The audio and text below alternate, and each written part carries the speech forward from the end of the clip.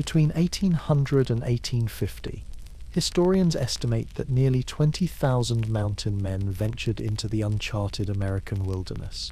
They stepped away from towns and comforts, carrying little more than a rifle, an axe, and the knowledge that mistakes could mean death. The world they entered was merciless, winters so cold that beards froze solid to blankets, summers where swarms of mosquitoes blackened the air, and endless months of hunger broken only by what you could trap, shoot, or carry. Survival journals tell of men chewing on boiled moccasins when game ran out, or waking to find their fires dead, their fingers too stiff to strike flint.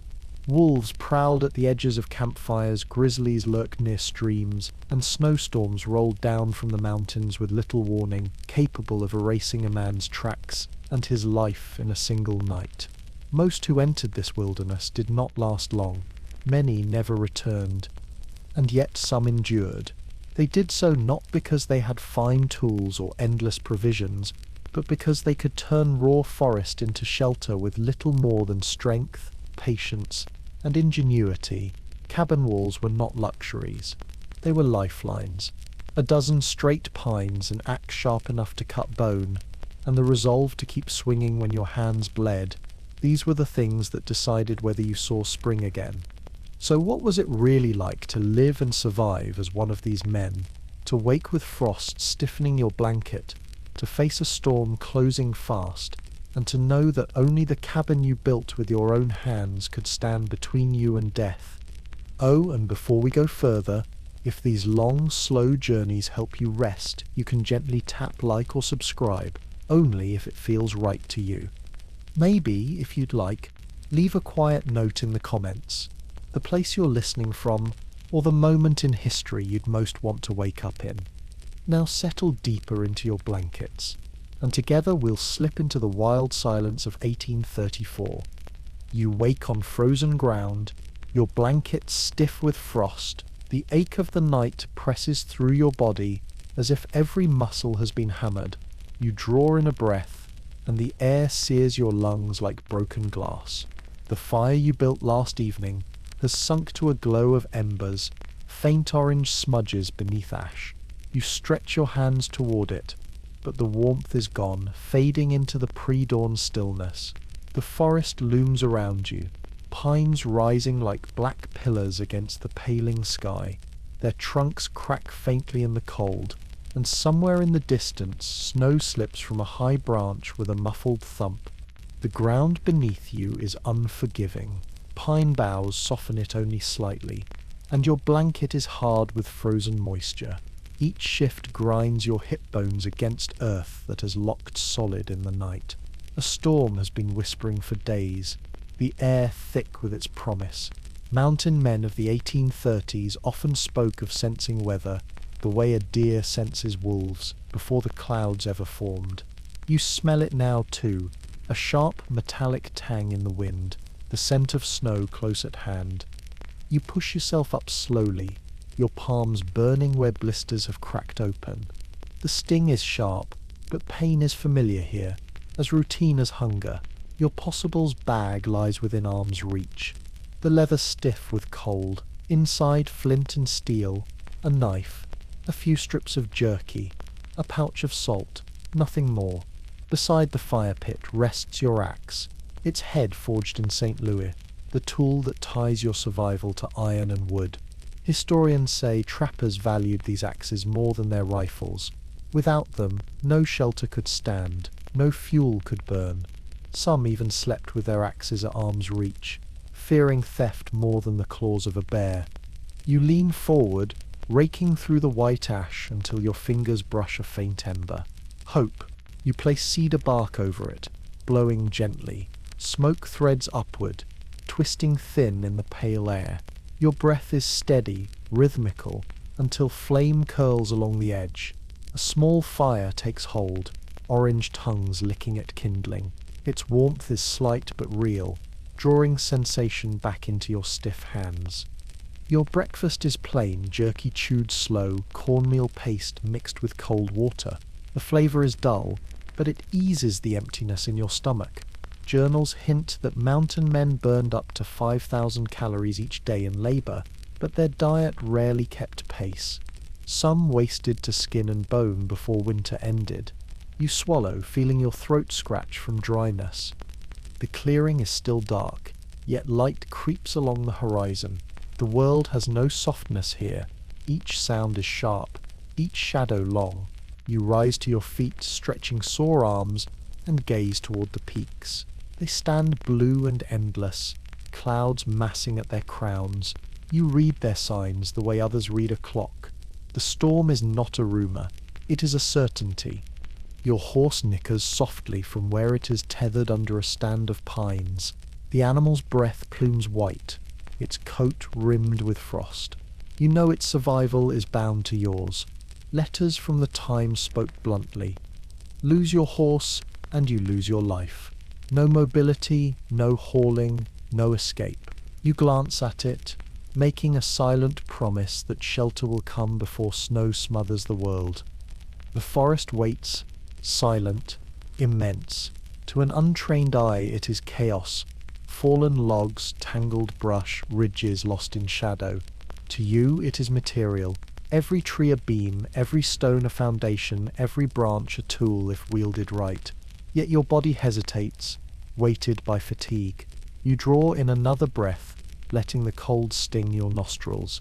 The storm is near, and you have perhaps 12 hours, so journals suggest, to raise walls that will decide whether you live through the week. Your mind flickers to modern comfort, soft mattresses, central heating, food that waits in cupboards. But the thought is brief, gone like smoke in wind. All that matters now is wood, fire, and time. The pines sway faintly, their whispers blending with your pulse. The storm will not wait. You pull your axe from its stump, its handle rough beneath blistered palms, and step toward the trees. The work begins now. Historians note that storms in the Rocky Mountains were among the deadliest threats faced by early trappers. Unlike the steady rains of the lowlands, mountain weather was sudden, violent, and unpredictable. One 1830s diary describes a man waking to clear skies, only to be buried under 3 feet of snow by nightfall. Another tells of horses found frozen upright in their harnesses, snow crusted on their backs as though they had turned to statues overnight. In these mountains, storms were not inconveniences, they were verdicts. You rise to your feet, joints stiff from the cold earth. The air bites sharper than before, wind cutting across the clearing in irregular gusts. At first glance, the sky seems quiet, but you see the signs, the way clouds descend from the peaks, layering themselves like grey curtains, the way the light itself turns colourless, dimming the world though the sun has barely risen. Even the forest feels muted, the silence pressing on your ears as though the wilderness is holding its breath. Your horse shifts uneasily, tethered beneath the pines. The animal's breath plumes white, its coat dusted with frost, its ears flick back and forth, catching sounds you cannot hear. Animals always know first. You place a hand on its neck for reassurance, but its muscles quiver under your palm. The message is clear. Danger is approaching. You return to the fire, kneeling to stir the embers. Smoke rises, stinging your eyes. You add twigs and strips of bark until flame licks upward again, its crackle fragile against the hush of the forest. The warmth is meagre, barely reaching your numb fingers. Fire is comfort, but it is also reminder. Without shelter to hold its heat, it cannot protect you. Mountain men often called fire a friend who talks back, but today its voice is too thin to calm your fear. Breakfast is quick and unsatisfying. Another strip of jerky tough between your teeth, its salt scratching your throat. A mouthful of water from the spring chills your chest. Journals from the time record how trappers burned thousands of calories daily just to stay alive, yet often survived on little more than dried meat and occasional bread baked from coarse meal. Hunger was constant, like a second shadow. You chew slowly, trying to ignore the gnawing inside. The wind changes. It carries scents from the high country, wet stone, resin, the dry sting of snow not yet fallen. You pause, listening. For a moment you hear nothing, then a faint rush, almost a sigh, carried down the slopes. Some men claimed storms had voices, low, drumming notes in the distance, felt more than heard. You listen harder, the hair on your arms prickling. Whether it is memory or truth, you can almost hear it now. You shoulder your axe, its handle rough against broken blisters. Each movement sends needles of pain into your palms, but you grip tighter. This tool is both torment and salvation. Without it, there can be no walls, no roof, no chance. Its weight reminds you of what must be done. You scan the trees, marking those that might fall for your cabin, straight trunks with little taper, grain unbroken. You find one, tall and narrow, perhaps 14 inches across. You run a hand along its bark, rough under your skin, and mark it with the blade. Tomorrow, maybe, when there is still light enough to work. For now, your energy must be saved for what lies ahead. Snow begins to fall, scattered flakes drifting sideways in the wind. They melt as they touch your face, wet against your skin. More follow, thicker, carried faster by each gust. You lift your eyes and see the storm spilling down the mountains, vast and indifferent, swallowing ridges and valleys alike. You think of stories shared at rendezvous, men laughing as they recalled storms that buried cabins, snuffed out fires, scattered herds. Some never laughed again. One journal from 1835 tells of a trapper who spent 3 days snowed into a crude lean-to, rationing the last of his jerky, stamping his feet to keep blood flowing. When he finally crawled free, he found his traps and gear buried, the landscape unrecognizable. He never returned the following year. Your horse whinnies softly, tugging at the tether. You cross to it again, stroking its neck, murmuring words you hardly hear yourself say. In the wilderness, an animal's fear can unravel your own resolve. You calm it because you must calm yourself. Lose the horse and you lose your lifeline. The fire sputters as wind gusts through the clearing, scattering sparks into the snow. You crouch close, shielding it with your body. For a moment the warmth caresses your face, then fades again, overwhelmed by the cold air pressing in from all sides. This is no place to linger. You know what must be done. The cabin must rise, or the storm will bury you where you stand. Each hour counts now, each swing of the axe. The mountains offer no mercy, no second chances. A sound rolls through the valley, distant thunder, muffled but deep. It rumbles through your chest like the growl of something vast and unseen. The snow thickens, spiraling down in sudden sheets. The first breath of the storm is upon you. You tighten your coat, draw another slow breath, and step back toward the clearing. The axe rests against your shoulder, heavier now, as though it senses the burden to come. Your feet crunch through the thin crust of snow, each step deliberate, each heartbeat loud in your ears.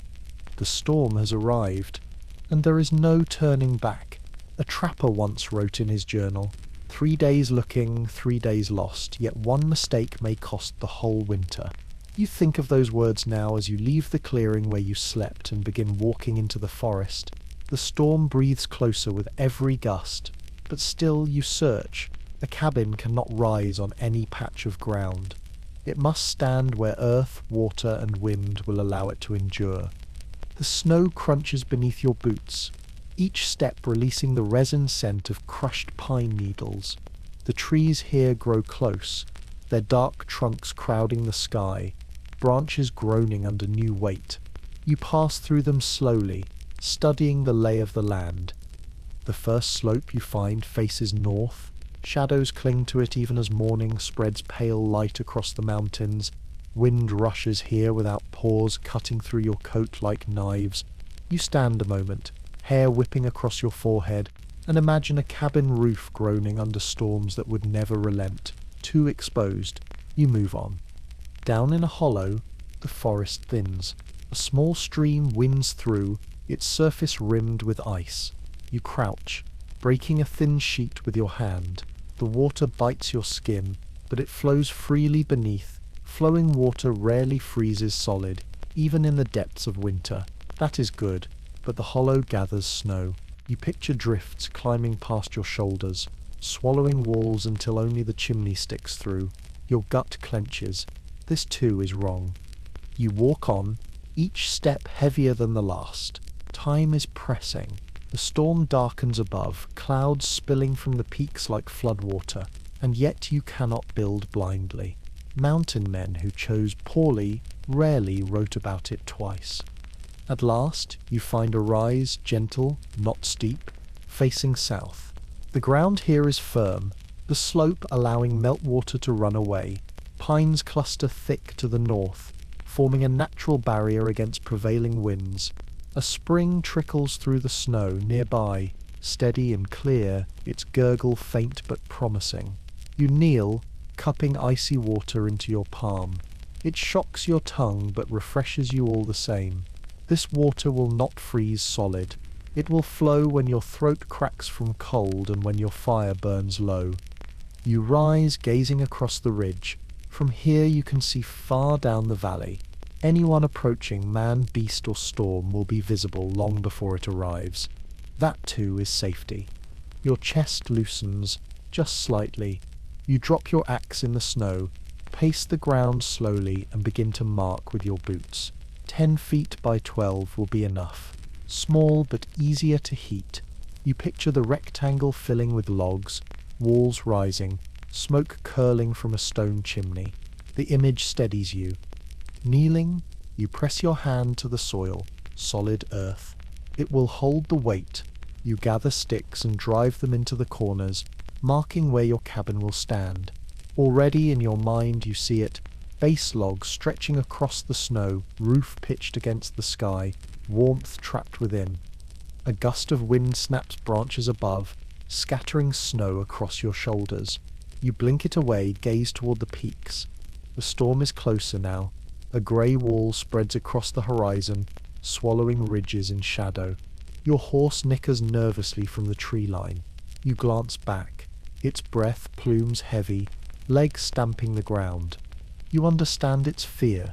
Shelter for you is shelter for it as well. One journal spoke bluntly. Lose your horse, lose your life. The truth presses deep. You cross to the animal, stroking its muzzle, whispering softly until it steadies. The warmth of its skin beneath your glove reminds you what depends on this work. You cannot fail. You return to the marked space, looking down at the simple rectangle traced in snow. It is nothing yet, but it is promise. You grip the axe again, its handle rough against blistered palms. Tomorrow the trees will fall. Tonight you will gather strength and prepare. The storm darkens further, clouds boiling overhead. The wind carries scents of resin, wet stone, and the faint mineral tang of snow. You think of warm houses far away, soft beds, hearths that never die, food stacked in cupboards. The contrast stings. Here your cupboard is a leather pouch with jerky and salt.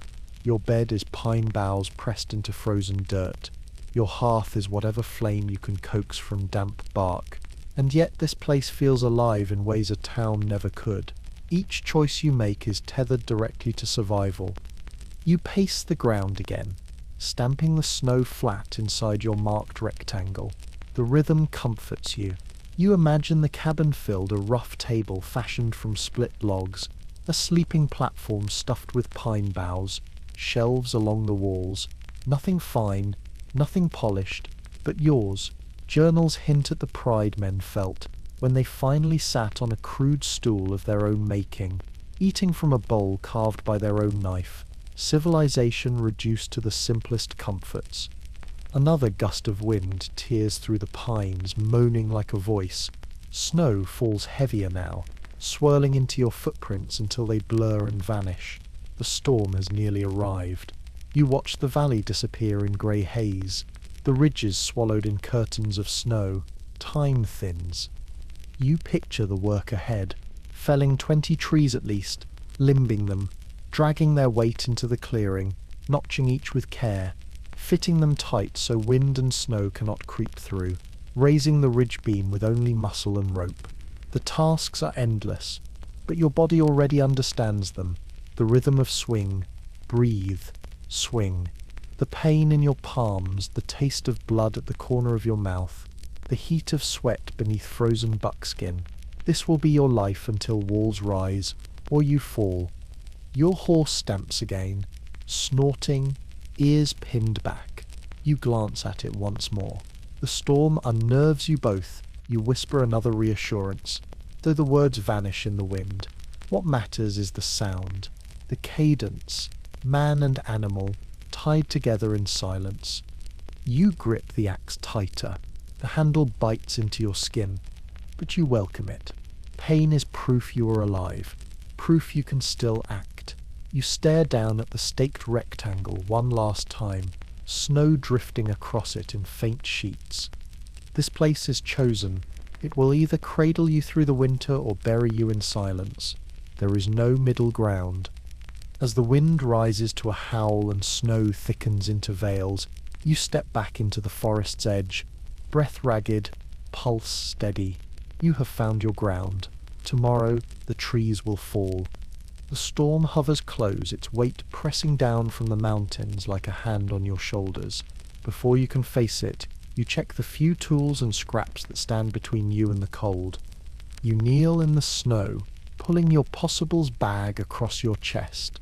The strap squeaks against stiff leather, hardened from frost. Inside lies your entire life, reduced to a handful of objects.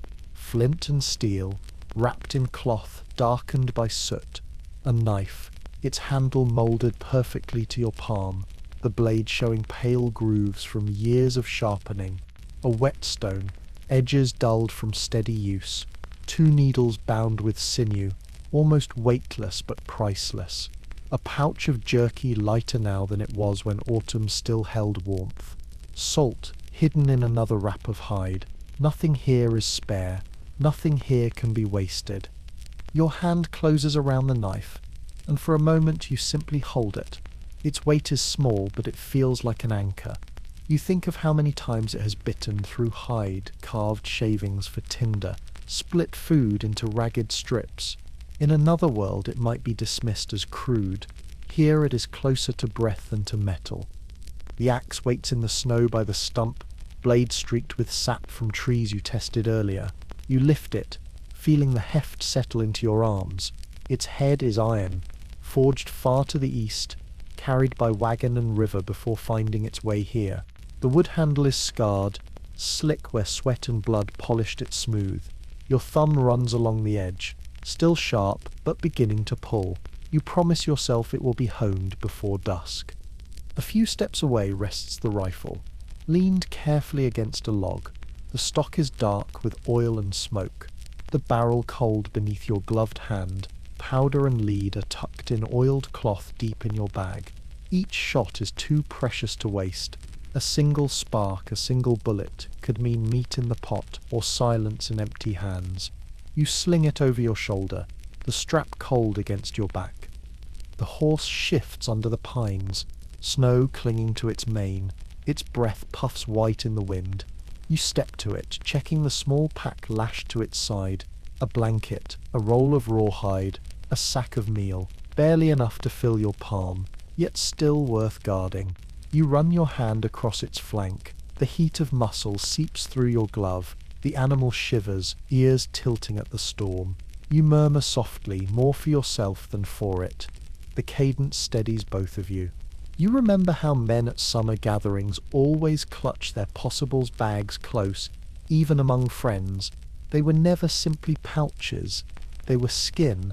Lose one, and you lost the tools that turned forest into food, sparks into fire, logs into walls. Here nothing mattered more. The wind strengthens, swirling snow around your boots. You kneel, gathering tinder from fallen branches. Bark curls into your hands, brittle and sharp, resinous and fragrant. You tuck it into a pouch, pressing it close against your chest to keep it dry. Next, you snap thin twigs from sheltered spots under the trees. Each crack is crisp, echoing in the silence. You pile them near the fire pit, a hedge against the long hours ahead. Your fingers ache, stiff inside gloves. You flex them, forcing blood back into the tips. The pain is sharp, but you welcome it. Better sting than numbness. Frostbite steals quietly, creeping through skin until it feels nothing at all. You crouch, pulling the whetstone from your bag. The rasp of stone against iron fills the clearing. Slow, steady strokes, each one a breath. Sparks flare against snow, fading as quickly as they appear. The axe edge gleams faintly, keener now, eager for work. You wipe the blade, set it down carefully. The rifle, too, demands attention. You check the cloth that protects the powder, the neat roll of lead balls, still dry, still ready. You swab the barrel, motions practiced until they feel more like instinct than thought. Powder, lead, fire. The order runs in your blood. The fire pit smoulders weakly. You crouch, feeding in shavings, coaxing life. Smoke curls upward, bitter and grey. A small flame licks, then spreads until the crackle of wood cuts through the hush. Heat radiates against your raw hands, pulling shivers loose from your muscles. For a moment, you close your eyes. The warmth is fragile but real. You rise again, Possible's bag pulled tight against your chest. You walk the edge of the clearing, marking trees with light strokes of the axe. Straight trunks, tall and narrow. No rot, no twist in the grain. Each scar is a promise. 20 logs at least. More, if the roof is to hold. Your footprints trail behind, crisp in the snow, already softening as wind sweeps them away. Soon they will vanish, as though you had never walked here at all. Only the marks on the trees will remain, silent witnesses to your resolve. You pause by the spring. The water murmurs beneath ice, steady, indifferent to storm. You break the surface again, cupping liquid so cold it burns your tongue. The taste is sharp, metallic, alive. It runs through you, clearing the fog in your mind. This stream will be your lifeline when the cabin walls close in. The storm lowers itself into the valley. The ridges beyond are gone now, swallowed in grey. Snow falls thicker, clinging to your coat, gathering on your shoulders until you feel its weight. You draw a breath, steady, and tighten the strap of your bag. Its weight is small, but it holds everything that stands between you and the silence of these mountains. You look once more at the clearing. The tethered horse, the struggling fire, the trees scarred with your marks. Each piece is waiting, like actors on a stage before the curtain lifts. Tomorrow the labour begins in earnest. Tonight you sharpen, gather, prepare. The storm is almost here. Dawn struggles weakly against the storm, a pale light smudging the horizon. You kneel in the snow, hunched over the fire pit where last night's embers hide beneath a blanket of grey ash. The cold presses against you from every side. Without fire, your hands are stiff blocks, your breath a thin plume fading into the air. Without fire, there is nothing. You reach into your possibles bag, fingers brushing the bundle of tinder you gathered the day before. Bark curls and cedar shavings, dry despite the storm pressed close against your body all night. You set them down gently, shaping a small nest in the ashes. With careful hands you draw flint and steel, striking once, twice, sparks leaping like fireflies into the dark. At first they die quickly. Then one lands, clings, smoulders. You lean close, breath slow and steady, coaxing life into it. Smoke curls upward, thin and acrid, the scent sharp in your nose. A glow brightens, then with a soft crackle flame. Relief floods you. Not joy, not triumph, but release, like unclenching a fist you hadn't known you were holding. Fire means warmth. Fire means food. Fire means life. You add thin twigs, breaking them with quiet snaps. The flames climb higher, licking orange against the grey sky. Heat touches your raw fingers, seeping through blisters, stinging sharply before warmth returns. You hold your palms close, absorbing it like a man drinks after thirst too long ignored. The forest stirs faintly. Snow slides from branches overhead, falling in muffled bursts. A crow caws once, harsh and lonely, before silence folds in again. You focus on the fire, its voice steady, crackling rhythm, a heartbeat in the stillness. Your stomach twists, hollow and impatient. From the possibles bag you pull a strip of jerky. It is tough, dark, fibrous. You chew slowly, jaw aching, salt biting at cracked lips. It offers little comfort, but fills the emptiness enough. Hunger is a constant companion here, sharp but manageable. Next you mix cornmeal with water from the spring, stirring it in a small tin pot. The paste thickens sluggishly, steam rising as you set it near the fire. The smell is faint, earthy, bland, but your mouth waters. You crouch close, watching bubbles form at the edges, stirring with a stick. It is not feast, not even comfort, but it is food, and food is survival. You eat in silence, each bite slow. The cornmeal clings to your tongue, heavy in your stomach. The jerky follows, chewed until your jaw protests, swallowed with effort. The water you drink after burns with cold, shocking your teeth. Still, it eases the hollow gnawing, settles the weight inside you. The fire snaps louder, a branch collapsing into embers. Sparks leap upward, scattering like stars before dying in the snow. You watch them, eyes tracing their brief arcs. For a moment you imagine the night sky in summer, when the heavens blaze with light unbroken by storm. You remember lying on warm ground, the scent of grass heavy, the air buzzing with insects. The contrast is cruel, yet it stirs something steadier than despair. It reminds you that not every season is this one. You add more wood, watching the flames steady into a rhythm. The fire grows, its glow painting the snow in amber hues. It feels like a boundary line. Beyond it the storm presses, cold and relentless. Within it, warmth holds fast. You realize how deeply you rely on this fragile circle, how much of your fate rests on sparks and breath. In another world you would turn a dial, flip a switch, summon warmth with ease. Here you kneel in the snow, lungs burning, coaxing flame from stone, and somehow it feels truer. The horse stamps behind you, shaking snow from its mane. You glance back, firelight reflecting in its dark eyes. It shifts, tail lashing, then lowers its head to nose the ground for grass hidden beneath snow. You know it will find little. Soon you must spare it some of your cornmeal, a sacrifice you cannot avoid. Without the horse, your strength alone will not be enough. You scrape the pot clean, licking the last paste from the stick. Hunger remains, but dulled. You lean back on your heels, stretching sore arms. Smoke curls around you, clinging to your coat, soaking into the fibers. It will follow you for days, marking you as surely as blood or sweat. Some men hated the smell.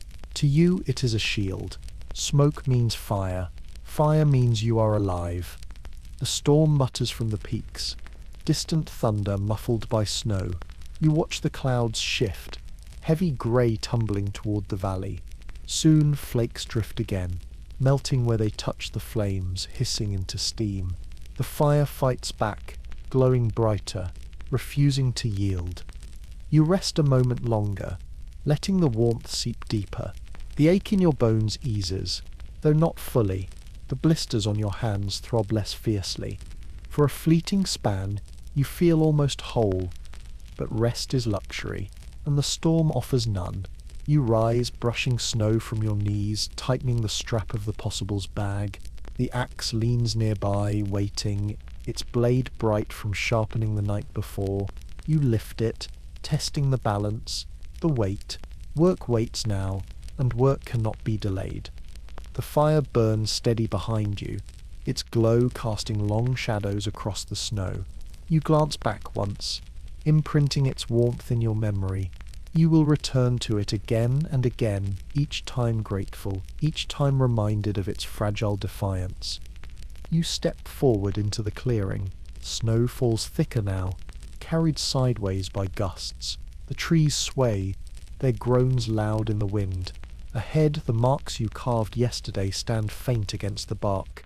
each one a promise, each one a burden. The storm is here, and you must meet it.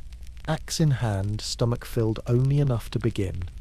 The snow swirls heavier now, thick flakes carried sideways by the wind. Your fire glows faintly in the distance, but here at the edge of the clearing the world feels vast, raw, unyielding.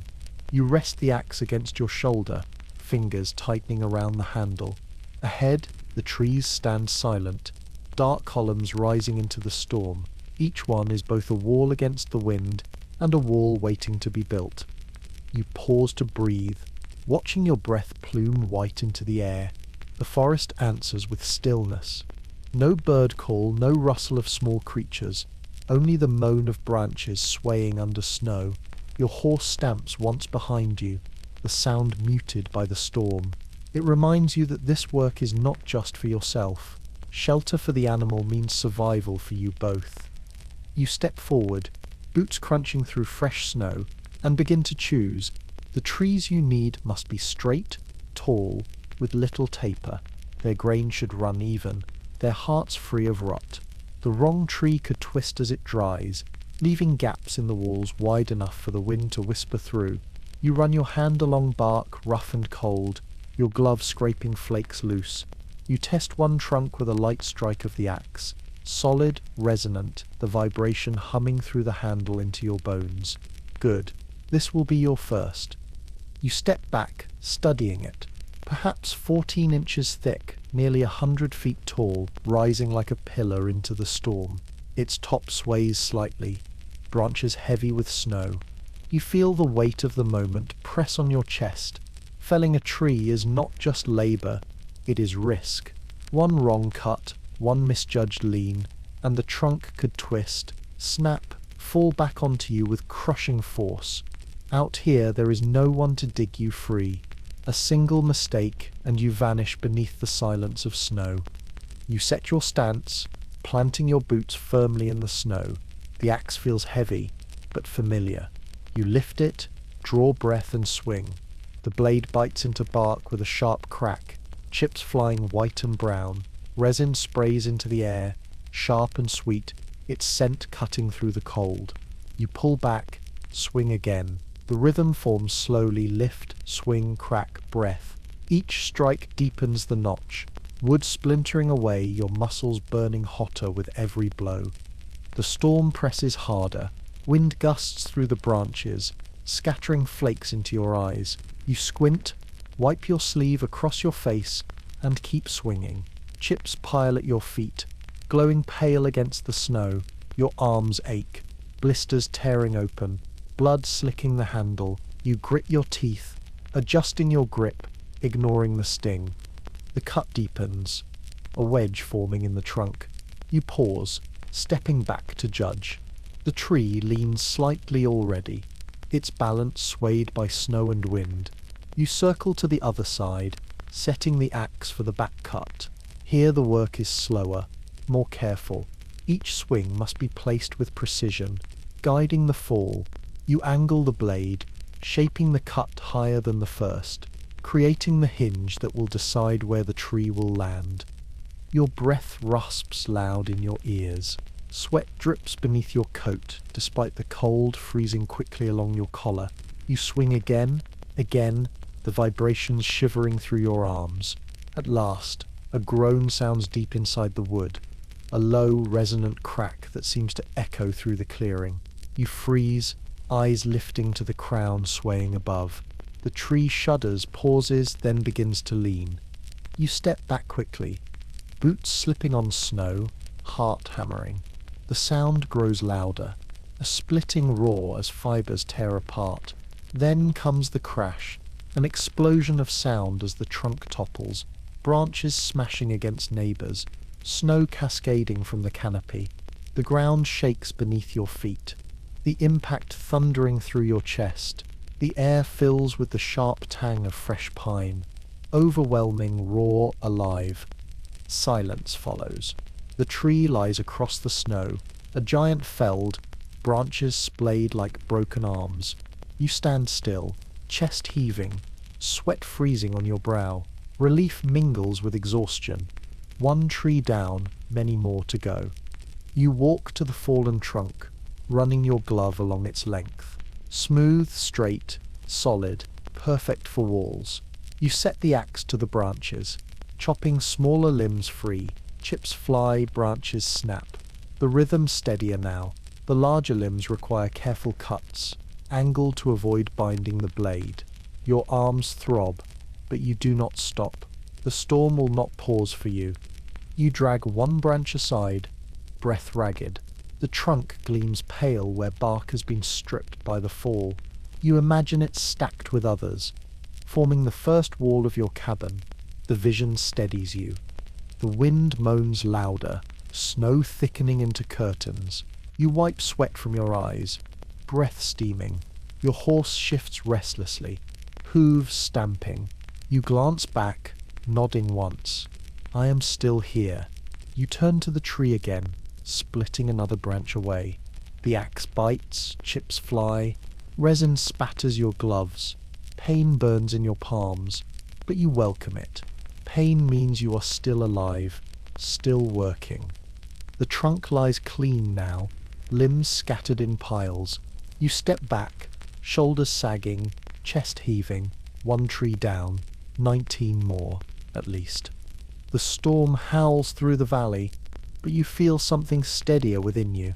The first tree has fallen. The work has begun. You rest the axe against your shoulder, snow collecting in your hair, and look toward the other marked trunks. They stand tall still, silent, waiting. Tomorrow, they too will fall. For now, you return to the fire. Its glow is faint against the storm, but it is there. The flames rise to meet you, warming your face, drying the sweat on your skin. You crouch close, stretching raw hands toward the heat, eyes closing briefly. The storm roars above, endless, merciless. But within this small circle of light, you have already changed the wilderness. One tree lies down at your feet, its body ready to become wall, roof, shelter. It is only the beginning, but it is enough to keep you standing. And so you breathe deeper, feeding the fire, clutching the axe and preparing for what tomorrow demands. The storm presses closer. The forest waits, and you, sore and bleeding, stand ready. The storm has not relented. Snow whirls through the clearing in restless curtains, gusts scattering flakes into your eyes. You wipe them away with the back of your sleeve, squinting toward the tree you've marked. The first trunk lies behind you, stripped and clean, its length a promise of walls yet to come. Now another must fall. You plant your feet firmly in the snow, grip the axe tighter, and raise it high. The blade swings down, biting into bark with a satisfying crack. Chips fly, pale against the dark storm. Again you lift. Again the blade sinks. The rhythm steadies. Lift, swing, breath, impact, your body moving in time with the sound. For a moment the storm feels far away. All that matters is the arc of the swing, the sound of wood tearing free. But then, something changes. The vibration feels wrong, softer, dulled. The handle trembles strangely in your palms. You frown, lifting the axe again, striking once more. This time the blow lands awkwardly. The head of the axe shudders, sliding slightly on its haft. A cold jolt runs through you. You step back quickly, lowering the tool. The head is loose. Your chest tightens. A loose axe is more dangerous than the storm. The next swing could send the head flying, spinning uncontrolled. It could bury itself in your leg. It could vanish into snow, lost until hunger or frost claims you. Without it, the forest becomes impenetrable, the cabin impossible. You stare down at the tool, pulse racing. The handle shows grooves from weeks of work, polished smooth where sweat and blood have darkened the wood. At the top, just beneath the iron head, the fibers are fraying, splinters jutting from strain. Each strike has widened the gap, each vibration loosening the bond. You run your thumb across it. The edge is sharp, but what use is a blade that will not stay fixed? You crouch in the snow, pulling the possibles bag close. Inside, every item rattles softly as you search. Flint, steel, knife, whetstone, and then your fingers close on the small roll of rawhide you've carried for weeks. You draw it out, the strip stiff and coiled, edges rough. The horse shifts behind you, stamping nervously at the rising wind. You glance back, murmuring low, though your words are lost in the storm. Then you turn again, kneeling beside the fire you've coaxed to life. Its glow is weak but steady. You hold the rawhide near the flame, watching it soften, darken, become pliable. The scent of wet leather fills the air. With the knife you shave the handle carefully, smoothing the top where the iron head fits. Each curl of wood drops into the snow, pale against white. Your breath fogs the blade, fingers trembling from both cold and urgency. The storm deepens, pressing harder, but you cannot rush. Precision now means survival. You wedge the head back onto the haft, pressing hard until the iron sits snug. Then you wind the softened rawhide around the joint, pulling it tight, each wrap binding wood to metal. The wet leather squeaks as it stretches, your hands raw and shaking. You pull again and again, until your fingers ache and the strip digs cruelly into your skin. When the roll is gone, you tie it off, pressing the knot flat against the haft. You sit back, breathing hard. The rawhide darkens as it dries, shrinking slowly, biting tighter into the wood. You hold the axe near the fire, letting the heat speed the process. Steam rises faintly, the smell sharp, acrid. You can almost see the fibers pulling closer, the joint sealing. Minutes pass. Snow thickens around you, filling the clearing, blanketing your footprints until they fade. The horse shakes snow from its mane, ears flicking nervously. You stare at the axe, waiting, testing. You press the head gently, once, twice, it does not move. Relief washes through you. But relief is fragile. The storm howls louder, branches cracking in the forest beyond. You think of what would happen if the rawhide failed. If the head flew loose mid-swing, there would be no second chance. You picture yourself dragging through snow with a gash in your leg, the forest spinning, the storm swallowing you whole. You shake the thought away, gripping the axe tighter. You rise again, testing the weight. The handle feels steadier now, the joint firm. Still, you grip cautiously, each movement deliberate. You step back to the tree you marked, snow gathering thick around its base. You lift the axe, strike once, twice. The blade bites clean, the vibration truer. The rawhide holds. Relief settles deeper this time. The work can continue. But your body is tired now, shoulders burning from strain, palms bleeding where blisters have torn open again. Blood seeps into your gloves, stiffening fabric, sticking skin to leather. You grit your teeth, focusing on the rhythm. Swing, breathe, swing. Each strike cuts deeper, chips scattering across snow. The tree groans faintly, fibers snapping within. Your breath comes ragged. Sweat freezes in your collar, stinging your neck.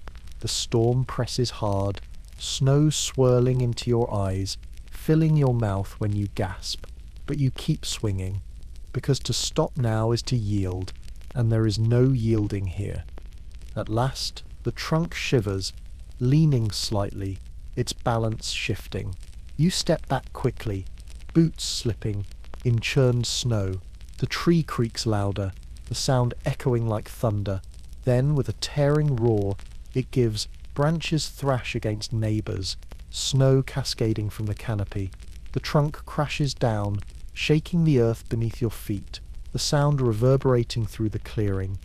Silence follows. Only the storm speaks, hissing through trees, scattering flakes into your face. You stand still, chest heaving, axe hanging heavy at your side. The rawhide has held. The axe remains whole. For now you are safe. You walk to the fallen trunk, running your hand along its length, strong, straight, a wall in the making. You begin stripping branches, working steadily, each swing more careful than before. The axe bites true, the rhythm returning. though your arms tremble with exhaustion. By the time the trunk lies clean, your body feels hollowed out, every muscle screaming. Blood stains your gloves, resin clings to your sleeves, sweat chills your back, but you are alive. The axe is whole, and 2 trees now lie ready for walls. You stagger back toward the fire, the glow small but steadfast against the storm. You crouch near it, pressing your hands close, the heat burning raw skin. For a moment you let your head sink forward, eyes closing. The storm howls above, snow piles higher, but the circle of light holds. You whisper softly into the flames, not words, not prayers, just breath shaped into sound, perhaps to calm yourself, perhaps to remind the fire you are still here. The axe rests at your side, blade gleaming faintly, bound tight with rawhide. It is no longer just a tool, it is your lifeline, your one chance against the storm. Tomorrow, more trees will fall. Tonight, you will keep the fire alive, the axe close, and the storm at bay. You crouch by the fire, the axe laid across your knees. Its head gleams faintly in the light, bound now by a strip of rawhide still dark with moisture. You run a finger along the joint where wood meets iron. The repair is rough, uneven, but it holds. You breathe out slowly, steadying your pulse. The rawhide was cut from the small coil you carried for months, tucked deep in your possibles bag as though you always knew this moment would come. You soaked it, stretched it, wrapped it tight, pulling until your hands burned and the fibers squeaked against themselves. Now, as the leather begins to dry, you feel it shrink and tighten, the bond growing firmer with each passing minute. It is not elegant, not permanent, but here in the wilderness it is enough. The smell lingers, sharp, earthy, like wet fur and smoke. It clings to your gloves, your coat. The air itself, you lean closer to the fire, letting its warmth lick across the rawhide, watching thin tendrils of steam rise into the night. The leather hisses softly, releasing its tension, hardening as it dries. You imagine it gripping the haft with claws, refusing to let go. Your hands ache. The skin along your palms has split again, new blood drying into the gloves until they stiffen. You pull one glove off, flexing raw fingers in the glow of the flames. The cuts are shallow, but they sting sharply in the cold. You reach for your knife, heating the blade just enough to press it against resin, scraped from the fallen pine. The sap softens, sticky and fragrant.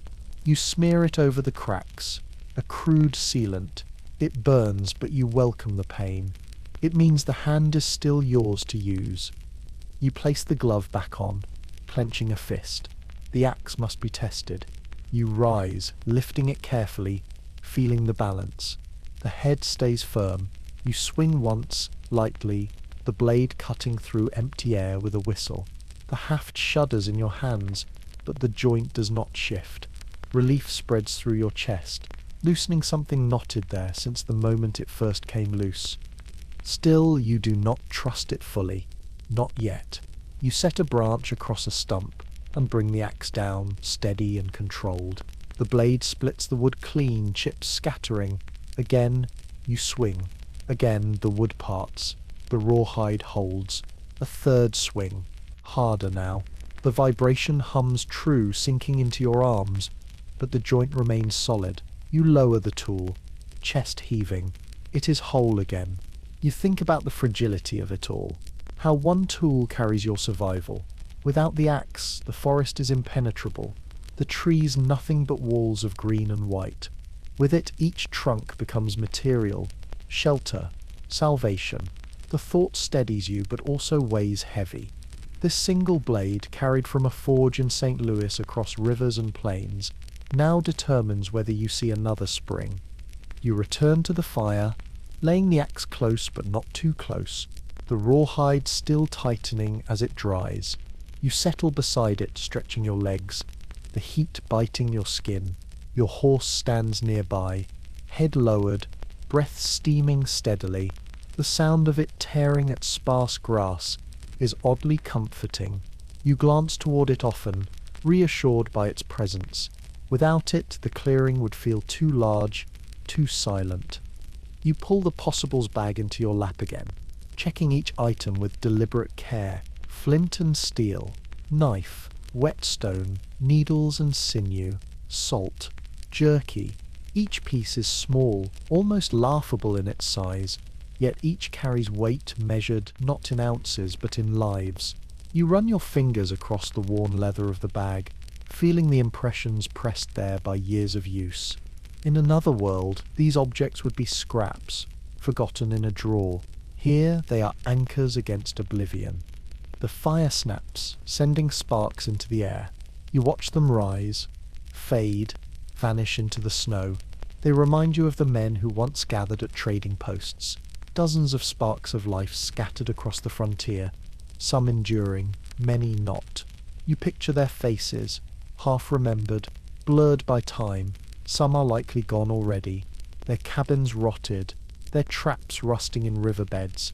You are still here, for now. You pick up the axe again, turning it in your hands, studying the dark strip of leather biting into the wood. It looks crude, even desperate, and yet in it you see something more than repair. You see resilience. If the tool can be reforged by pressure and persistence, then perhaps so can you. You are not polished, not perfect. You are rawhide, rough, scarred, but binding yourself tighter with each trial. The thought steadies you. You feed another branch into the fire, watching it flare bright, painting the snow in flickering gold. The night stretches ahead, long and uncertain, but you are not empty-handed. The axe rests solid at your side. The fire holds. The horse breathes. And you, though tired and bloodied, remain upright. You lean back, staring upward. The sky is a blur of grey and white, snow drifting endlessly. No stars tonight, but you imagine them above the storm, burning steady, unseen but alive, like your fire, like your resolve. You close your eyes briefly, letting the warmth seep into your bones. Tomorrow, more trees will fall. Tomorrow, walls will begin. Tonight is for mending, not just the axe, but yourself. You let your breath slow, chest rising and falling in rhythm with the fire's crackle, with the horse's quiet shifting. The rawhide creaks softly as it contracts further, biting tighter into the joint. You smile faintly in the dark. Unseen by anyone but the flames, the axe will hold, and so will you. The fire dwindles behind you, its glow faint in the dim morning light. You stand in the clearing, axe in hand, body already aching from the days before. The rawhide binding holds firm, dark and stiff now, creaking faintly when you test the haft. You roll your shoulders, breath steaming into the air. It is time to work again. The trees loom around you, silent and unyielding. Each one is a future wall, roof beam, or floorboard. But between what they are and what they must become lies only muscle, sweat, and endurance. You choose the next trunk, straight, tall, its bark rough beneath your hand. You step back, raise the axe, and begin. The first swings bite shallow, your arms stiff from cold. Wood chips fly, scattering across the snow. The scent of resin bursts sharp, clinging to your gloves, mixing with the iron tang of blood where your blisters have torn open again. You grit your teeth, ignoring the sting. Pain is part of the rhythm now. Swing, bite, crack, breathe. Swing, bite, crack, breathe. The notch deepens, fibers splitting with each strike. The sound is steady, a drumbeat echoing in your bones. Sweat runs beneath your coat, freezing quickly along your collar. You pause to wipe your sleeve across your forehead, then lift again, driving the blade deeper. At last, the trunk groans, leaning slowly, the creak of wood carrying through the clearing. You step back as it topples, the crash a thunderous roar, branches thrashing, snow cascading in great sheets. You breathe hard, chest heaving. Another down. The work has only begun. You kneel at the fallen trunk, setting the axe to its limbs. The first swings cut clean, branches snapping and tumbling into piles. Smaller limbs fall quickly, but the larger ones resist, forcing you to angle the blade to strike again and again until they give. Chips of wood scatter, snow flying with each impact. The rhythm continues. Relentless. Swing, crack, snap, breathe. Hours blur. The piles of branches grow higher, littering the clearing. Your body feels heavy, arms trembling, hands raw inside stiff gloves. You stop only long enough to drink from the spring, the water so cold it burns your throat. Then back to work. Another trunk marked, another notch begun. Each swing slower now, but steady. The forest echoes with the sound of your labor, punctuated by the groans of trees surrendering. Your breath rasps louder with each effort. Muscles knot and burn, shoulders screaming, blisters splitting wider. Blood seeps into your gloves, stiffening the fabric. You adjust your grip, fingers slipping on sweat and resin, and swing again. The axe vibrates harshly, jarring your arms. But you do not stop. You cannot. One tree becomes two become three. The clearing fills with pale logs, their bark scored and splintered. The horse shifts nervously at each crash, tugging its tether, ears flicking. You glance toward it occasionally, offering a quiet word, then return to the work. Time is measured not in hours now, but in trees felled, limbs stripped, logs cleaned. The forest smells of pine and sap, sharp and heavy. It clings to your clothes, your hair, your skin. Resin sticks to your gloves, your axe, your face where you wiped sweat with careless hands. The scent fills your nose until it is all you can breathe. Your arms shake with fatigue. Each swing now feels like lifting stone. The axe grows heavier with every stroke, the haft biting into your palms. You pause, leaning against the trunk, chest heaving. The silence rushes back, broken only by your breath and the faint shifting of snow. You close your eyes briefly, then force yourself upright again. The rhythm returns. Swing, crack, breathe. Wood chips scatter, snow piles higher. The sound becomes a metronome. Your body moving without thought. Pain blurs into background, each muscle screaming until it numbs. Your legs ache from bracing.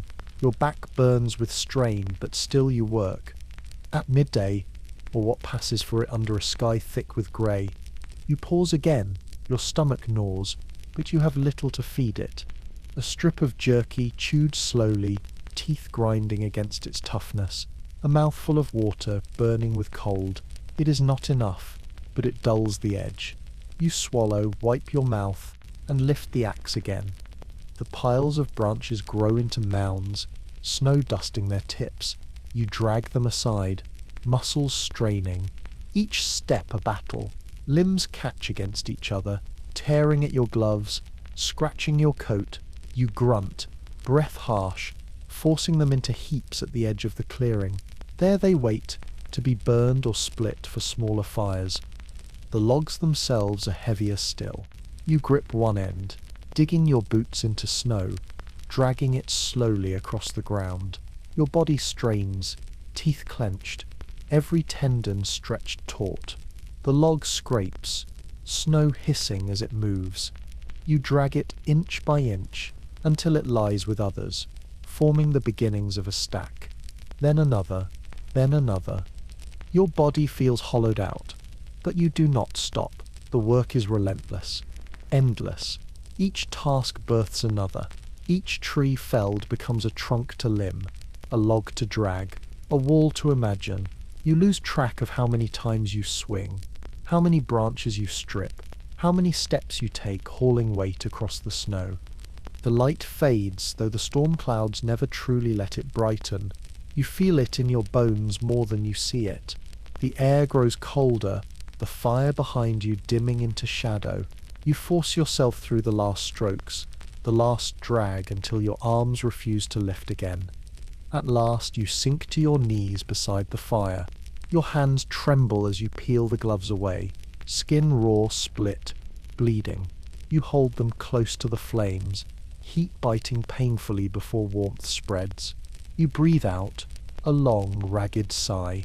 The logs lie stacked, not yet walls but closer than before. The clearing bears scars of your labour, branches strewn, snow-churned, earth-torn, proof that you are still fighting.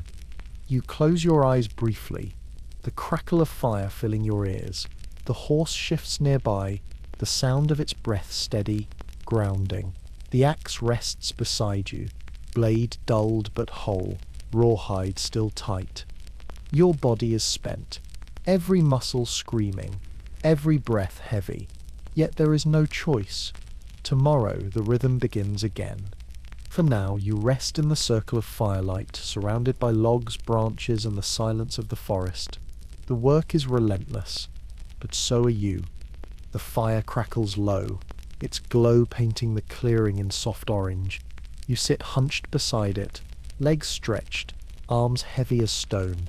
Around you lie the day's work, logs stripped and scattered, branches piled, snow churned into ruts from dragging weight across the ground. The forest looks wounded, raw, yet the shape of a cabin is beginning to whisper itself from the wreckage. Shadows lengthen as the sky dims. The storm above has thickened, but you no longer measure the world by clouds or sun. You measure by breath, by the ache in your arms, by how much wood lies waiting. Snow drifts down steadily, flakes larger now, clinging to every surface. They settle on your coat, your hat, your shoulders. They dust the logs in pale white, as though nature itself is trying to claim them back. You brush your gloves across your knees, flaking off ice that has formed there. The leather is stiff, cracked with blood.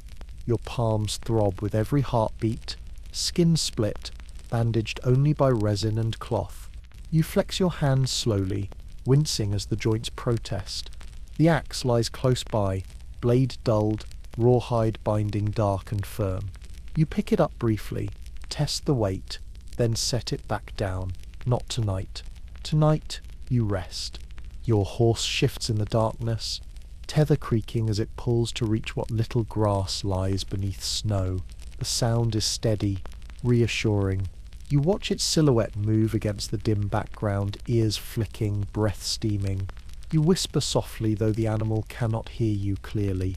Still, the cadence comforts you. You are not alone, not entirely. You glance toward the logs stacked at the edge of the clearing. Their size looms against the snow, pale trunks glistening in firelight. Each one cost hours. Sweat, blood, each one feels heavier in memory than in truth. You trace them with your eyes, trying to imagine them standing upright, not sprawled across the ground. A wall here, another there, a roof rising against the weight of the sky. The vision steadies you, but doubt creeps at the edges. Your body feels hollowed out, bones heavy, muscles trembling even in stillness. The rhythm of work has become its own prison. Swing, cut, drag, stack. Each action repeats until thought dissolves, until all that remains is movement. Tonight, in the hush of falling snow, you ask yourself the question you have avoided. Can you endure long enough to finish? The fire answers with a pop, a log splitting, sparks leaping into the night. They rise like fragile stars, glow briefly, then fade. You watch them vanish into the snow, wonder if that is what men become out here. Brief sparks swallowed by silence. You remember faces seen at trading posts, men with hollow eyes, fingers missing, skin scarred. Some boasted of their cabins, their traps, their beaver hides stacked like treasure. Others boasted of nothing at all. Their stories cut short before they could be told. No one survives forever here. The question is only how long, and on whose terms. You tilt your head back, staring into the dim sky. Snow falls steady, endless, drifting across your face, melting into rivulets that sting your skin. Above the clouds, you imagine stars burning unseen. You think of warm houses far to the east, roofs holding steady against winter storms, tables set with food, fires that never die. You let the thought linger only a moment, It feels too far away, too unreal.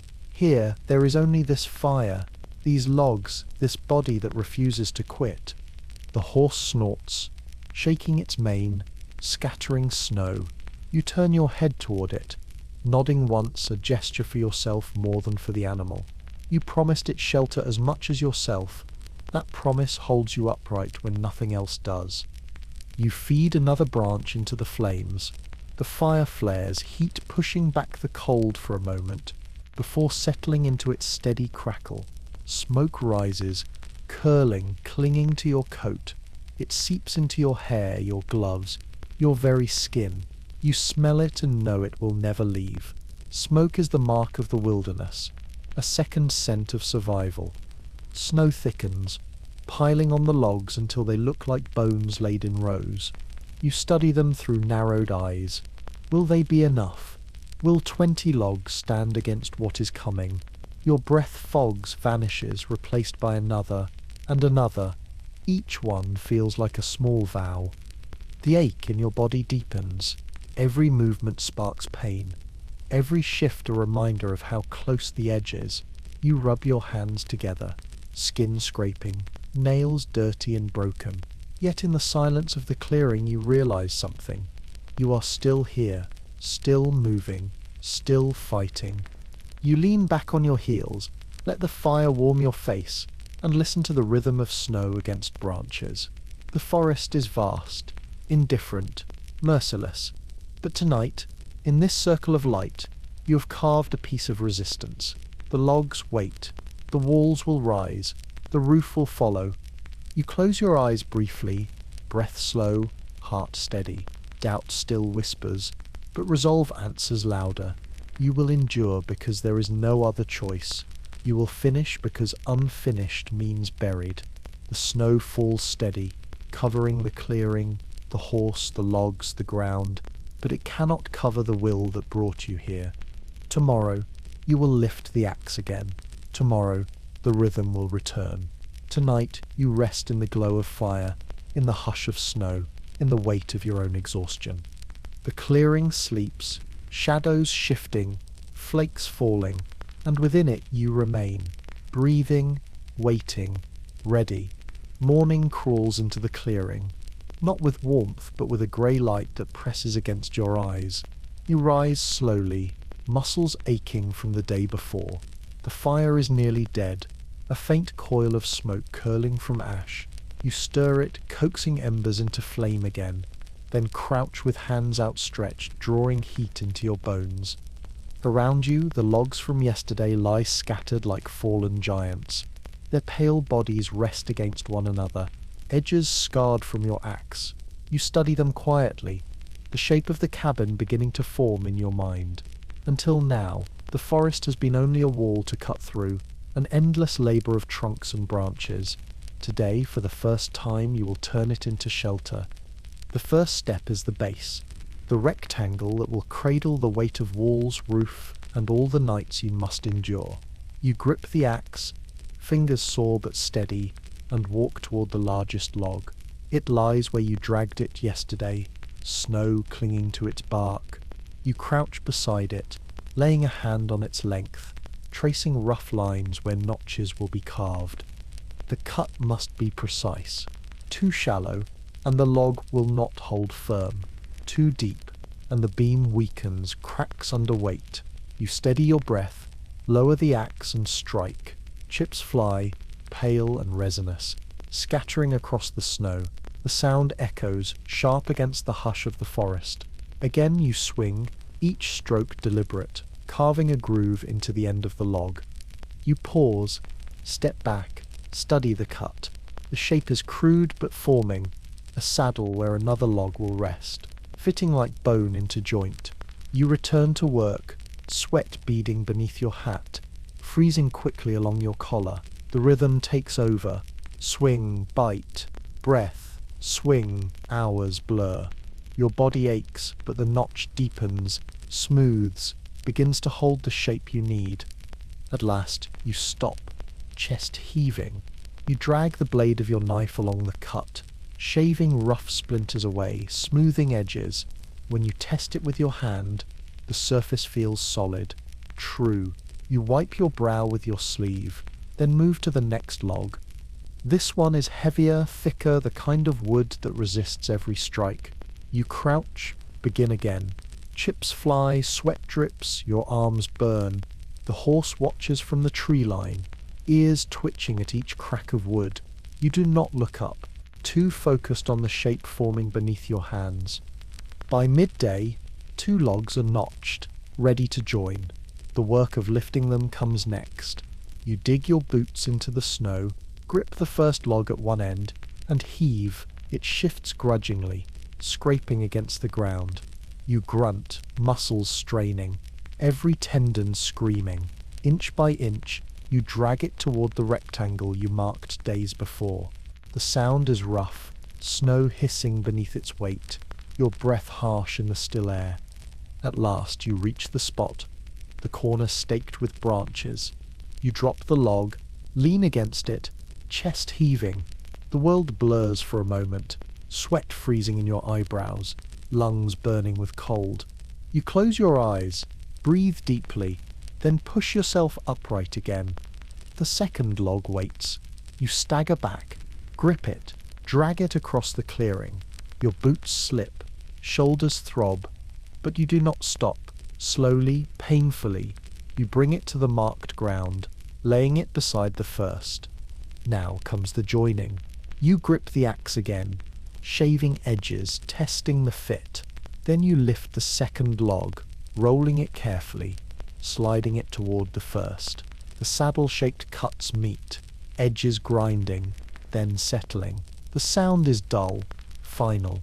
For the first time, 2 trunks stand together not as forest but as structure.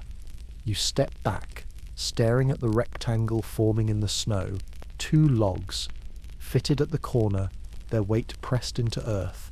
It is a small thing, barely the start of walls, but to you it feels immense. The cabin has begun. You rest the axe against your shoulder, gaze softening. The logs gleam pale in the dim light, their bark rough, ends raw from cuts. Yet together they whisper of walls rising, of fire burning within, of nights endured behind shelter. You feel it in your chest, a flicker of something almost forgotten, hope. But the work does not pause. You kneel again, beginning the next notch. The rhythm returns, slower now, arms trembling with each swing. The wood resists, splinters flying, muscles screaming. You pause often, flexing stiff fingers, gulping water that burns cold in your throat. Still the groove forms, the shape settles. Another log ready, another step closer. The horse snorts, shaking snow from its mane. You glance toward it, nod once. This work is for both of you. Shelter for man, shelter for beast. Together you will endure. By late day, 4 logs lie joined, a rough rectangle traced against the snow. It is small, crude, imperfect. Yet when you step back, the shape is unmistakable. A cabin, or at least the skeleton of one. The forest has given its first bones, and you have placed them with hands raw and bleeding. You sink to your knees beside the fire again, feeding branches into its glow. The flames rise, smoke curling, warmth biting into your skin. You stare through the haze at the base you have built. The sight steadies you even as your body trembles with exhaustion. The forest looms around, vast and indifferent. Snow falls steady, settling on the logs, filling the gaps, softening the lines. But you know what lies beneath the beginning. The first wall against silence, against cold, against death. You close your eyes, letting the warmth of the fire sink deep. Tomorrow, more logs will rise. Tomorrow, the walls will climb higher. Tonight, you allow yourself this one thought. You have taken the first step from wilderness into shelter. The cabin has begun. You are bent over the base logs, hands stiff, knife scraping splinters smooth where the axe left them rough. The fire smoulders nearby, smoke curling pale into the grey afternoon. Your breath rasps loud in your ears, your body a hollow shell of ache and effort. The world has shrunk to this clearing, these logs, this struggle, and then you hear it. A sound not your own. At first it is faint, barely cutting through the hiss of falling snow. A crunch of boots on frozen ground, the sharp snap of a twig under weight. You freeze, knife still in your hand, head lifting sharply. The forest is vast, but sound carries strange in winter. You hold your breath, straining to listen. There it is again, a low murmur, a voice carried by wind. Your heart stirs faster. Out here, voices are rare, almost impossible. Days have passed in silence, broken only by your own breath and the fire's whisper. Now human sound drifts through the trees, unmistakable. You set the knife aside, fingers curling toward the rifle propped near the fire. You move slowly, cautiously, lifting it into your arms. The strap bites across your shoulder as you step toward the edge of the clearing. Your eyes search the trees, every shadow shifting, every branch suspicious. The voice grows clearer, a rough tone deep followed by another higher, sharper, more than one. Your chest tightens. Strangers in the wilderness are a gamble. Some are allies, others threats. Fur trade rivalries have ended in blood. Travelers have vanished because they trusted the wrong figure in the snow. You step into the tree line, boots crunching softly, rifle steady in your hands. The sound comes closer now.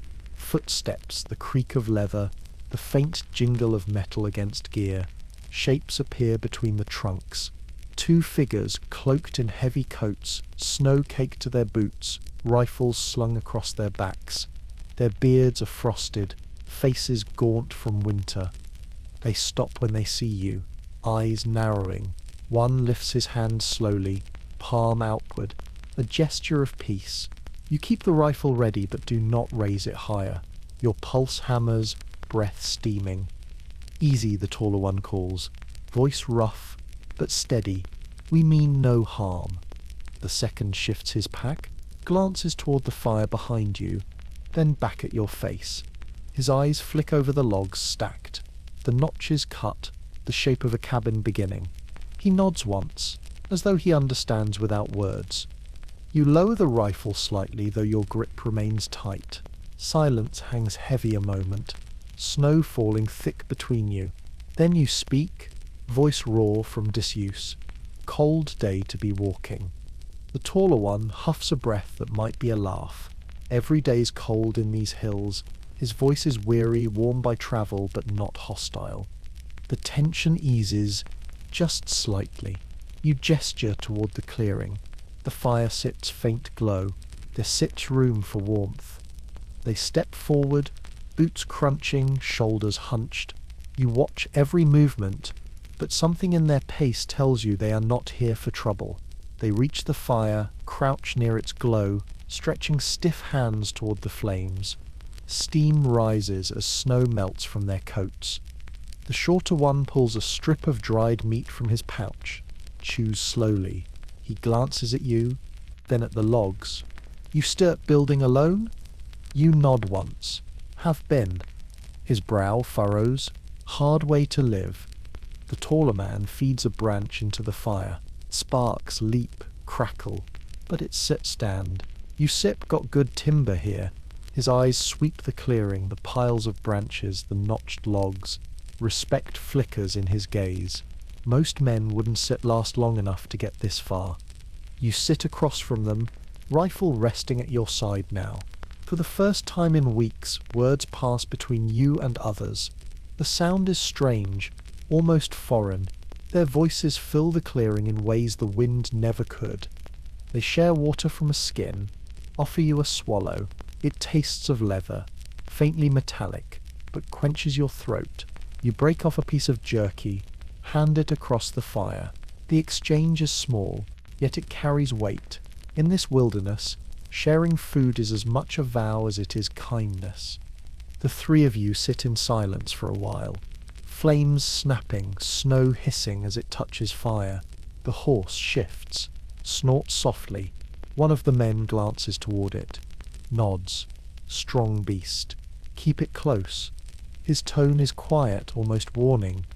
You study their faces in the glow. Both are weathered, hollowed by cold and hunger. Their eyes are tired but alive. Men who have walked the same paths, felt the same blisters, fought the same silence. For a moment, you feel less alone. They speak of their trail, weeks trapping along frozen streams, lines of steel hidden beneath ice, the meager captures that kept them moving. One mentions a near encounter with a grizzly, the echo of its roar still in his ears. Another mutters about a trading post they left months ago, the faces there already blurred by distance.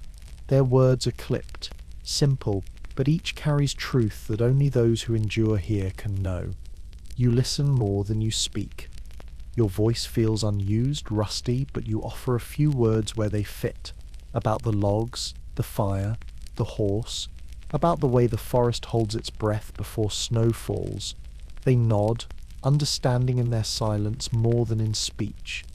As darkness deepens, the fire grows brighter, casting shadows across the clearing. The logs glow faintly where snow has melted from their bark. You lean back, fatigue pulling heavy at your limbs, but lighter in spirit than before. The presence of others steadies you. Their very existence proves that survival here is not yours alone to shoulder. When at last they rise, pulling packs onto weary shoulders, you feel the weight of departure. The taller man clasps your arm briefly. Grip firm, keep swinging, he says simply. The shorter nods once, eyes meeting yours. Then they vanish into the trees, their footsteps fading until only the fire's crackle remains. You sit in silence again, alone once more, but the clearing feels different now. Not as hollow, not as endless. Their voices linger in memory, echoing faintly in the hush of snow. You glance at the logs stacked, the fire burning, the horse shifting in the dark. The work is still yours, the struggle still endless. But tonight, for the first time, you believe it can be done. The fire smoulders low, sending faint smoke into the grey dawn. You rise stiffly, body bruised from labour, and sleep too short. The logs lie waiting, pale and massive, their ends scarred by notches carved in exhaustion. Today, they must rise. Alone, the thought would crush you. But today, you are not alone. The two men from the night before step back into the clearing. Snow clings to their coats, their beards frosted white. They carry no words at first, just nods. Silent agreement that the work is shared for now. One kneels by the fire, feeding in sticks. The other lifts a log by its end, testing its weight. His grunt carries across the clearing, heavy as sin. You cross to him, grip the other end. The log is cold beneath your gloves, its weight immense. Together you heave, boots sinking into snow, shoulders straining. The wood groans as it shifts, scraping across frozen ground. Step by step, you drag it toward the rectangle of base logs. Each breath comes harsh, clouds of steam rising with every exhale. The muscles in your back scream, but the shared weight makes it possible. At the foundation, you rest the log against the base. The three of you pause, bent double, catching breath. The taller man wipes his brow with the back of his hand, then points toward the notched end. Set it clean. Can set have it slipping. You nod, crouch low, guiding the cut. Together you lift again, tilting the log, sliding it into the notch. The sound is dull, wood grinding against wood, then settling. The fit is crude but firm. The wall rises by one beam. The shorter man claps the log with his palm, a faint smile cracking his weathered face. That sits a start. The rhythm takes hold. One man pulls from the pile, the others push and drag. Logs scrape, snow hisses, boots thud against frozen ground. Each trunk feels heavier than the last. Yet with 3 pairs of hands they rise. Notches catch, edges grind. The rectangle grows taller. Sweat freezes on brows. Gloves stiffen with resin. Muscles quiver under the strain. But the walls climb. Your horse watches from the tree line, ears flicking, eyes following each movement. When a log crashes too hard, it stamps nervously, breath puffing into the cold. You glance toward it often, reassurance flowing both ways. By midday, the cabin's shape is undeniable. 4 courses of logs stand firm, corners locked in notches, walls pressing upward, gaps still yawn between them, snow drifting in, but the skeleton is there. For the first time, the wilderness begins to bend to your will. The men speak little, saving breath for labor. When words come, they are short, practical. Lift higher, shift left, hold steady. Their voices cut through the storm, grounding you. Each command answered by action, each grunt of effort met with another. You feel the difference deeply. Alone, every log was a battle. Together, the weight is shared, the burden halved, the progress doubled. Your body still aches, still screams. But now the rhythm feels less like punishment and more like purpose. As the sun weakens behind clouds, the walls climb higher still. 6 courses now, shoulders tall, the cabin enclosing space that was once only clearing. The fire burns brighter against the rising logs, its light flickering across the rough wood. Shadows dance, hinting at a room where none yet exists. The taller man pauses, leaning against his knees, chest heaving. He glances at you, then at the walls. Another day like this, and you still have yourself a fortress. The shorter man snorts. Fortress? More like a box for freezing. Yet his eyes soften as he studies the cabin. He knows as well as you that a box can mean survival. You crouch, running a hand along the wall. The bark is rough, edges uneven, but it stands. You picture it sealed with mud, roof pitched, smoke curling from a stone hearth. The vision steadies you. As dusk creeps in, the last log of the day rises. The 3 of you grunt in unison, boots sliding, shoulders burning. Slowly, painfully, you set it into place. The notch bites, the weight settles, the wall stands taller. A hush follows, broken only by your ragged breaths and the faint hiss of snow. For a moment, the 3 of you simply stand there, staring at the work. No words are needed. The cabin has begun to grow beyond imagination. It is real, visible, undeniable. You return to the fire together, crouching close, stretching stiff hands toward flame. The warmth bites at raw skin, smoke curling into your clothes. The taller man digs into his pouch, pulls free a scrap of dried meat, passes it across. You break it into 3, the pieces small but enough. Sharing food feels natural now, as though the labor itself demanded it. The shorter man leans back, gaze drifting to the half-built walls. Looks like something now. His voice is quiet but carries pride. You nod, too tired for words.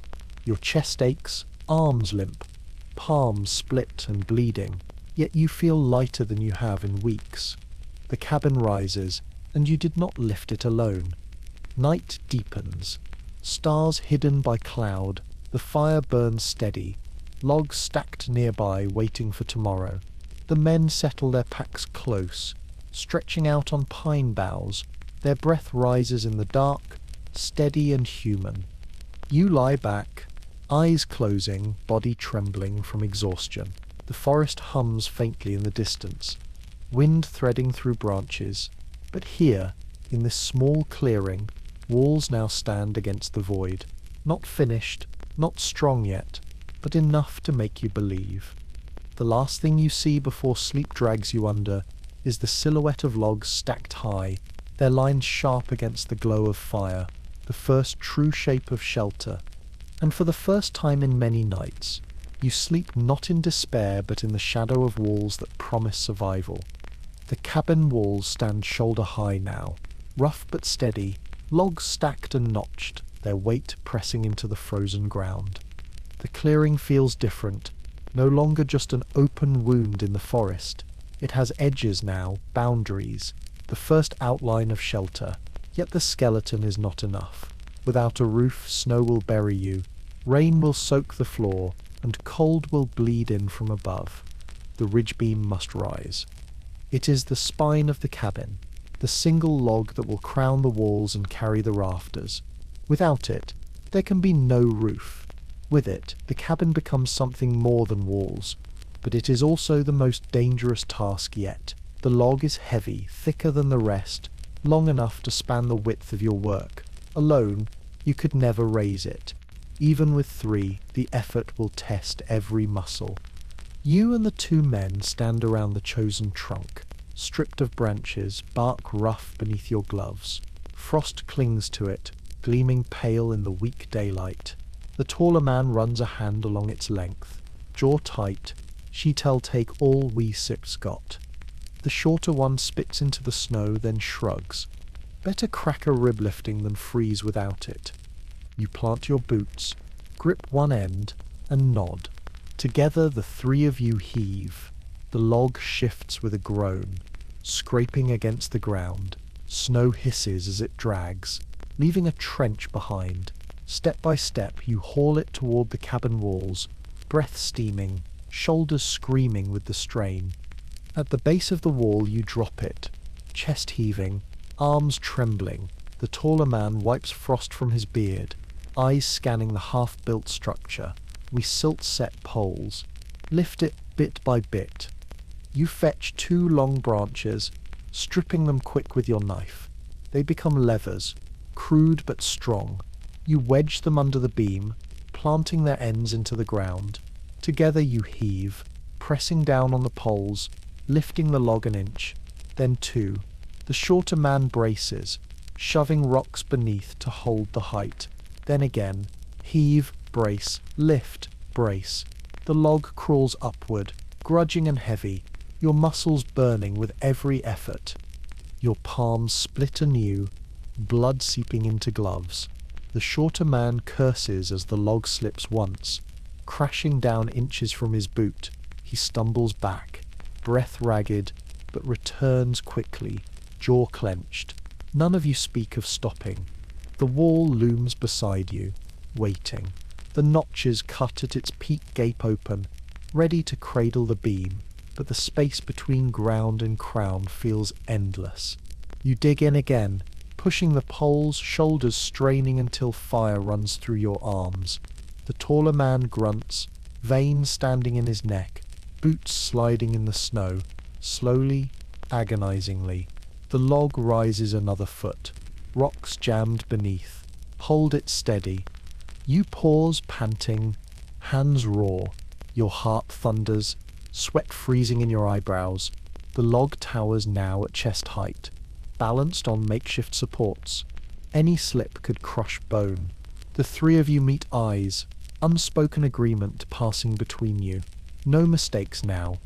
You shift positions, climbing onto the wall itself. The logs beneath your boots creak, snow slipping away underfoot. You crouch low, steadying yourself. From here you lean down, reaching for the beam as it rises again. The weight drags your shoulders, nearly pulling you from the wall, but you brace, teeth gritted, pulling upward. The shorter man pushes from below, the taller braces from the side, together heaving until the beam climbs inch by inch. Your breath tears at your throat, muscles scream, vision blurs with effort. For a moment the log slips, sliding sideways. A shout breaks from one of the men, boots scrambling. You feel the weight surge against you, threatening to topple all. But the rawhide binding around your axe flashes in your mind, resilience under pressure, and you dig deeper, pulling, refusing to yield. The others match you, straining with everything left. And then it settles. The beam drops into the notch with a dull thud, the sound echoing like a drumbeat through the clearing. For a heartbeat, no one moves. The three of you cling to it, bodies trembling, lungs burning. Then you release together, staggering back. The ridge beam rests firm, cradled by the walls, its length spanning the cabin like a spine of bone. For a moment silence holds. Then the taller man laughs, harsh, cracked, but real. The shorter one slaps the log with a gloved hand, muttering something between curse and prayer. You lean against the wall, chest heaving, vision swimming. Relief floods you, heavier than exhaustion. The hardest part stands. The rafters come next. Shorter logs, lighter but still cruel in their weight. You drag them from the pile, muscles quivering with every step. One by one, they are lifted, tilted, leaned against the ridge. The angle must be precise. Each rafter cut to nestle against the beam and wall. The axe bites again, carving saddles, chips flying into snow. Your hands ache, your arms numb, but the rhythm carries you. Together, you raise the first rafter, sliding it into place. It settles snug, the cabin's roofline beginning to form. Another follows, then another. Each one takes effort, sweat, patience. But compared to the ridge beam, they feel almost merciful. By late day, the skeleton of a roof arches above the cabin. The rafters stand angled against the beam, forming lines that promise shelter. Snow gathers on them immediately, dusting pale against dark wood. You stand inside the frame, staring upward, breath fogging in the chill air. For the first time, the space feels like a room, a place to inhabit, not just endure. The fire burns brighter at the center, smoke curling into the open air. Soon it will have a chimney to carry it higher, walls to trap its heat. The thought steadies you. The forest no longer feels infinite. Its weight bends, reshaped into shelter by muscle, will, and risk. The taller man claps you on the shoulder, his grip heavy, approving.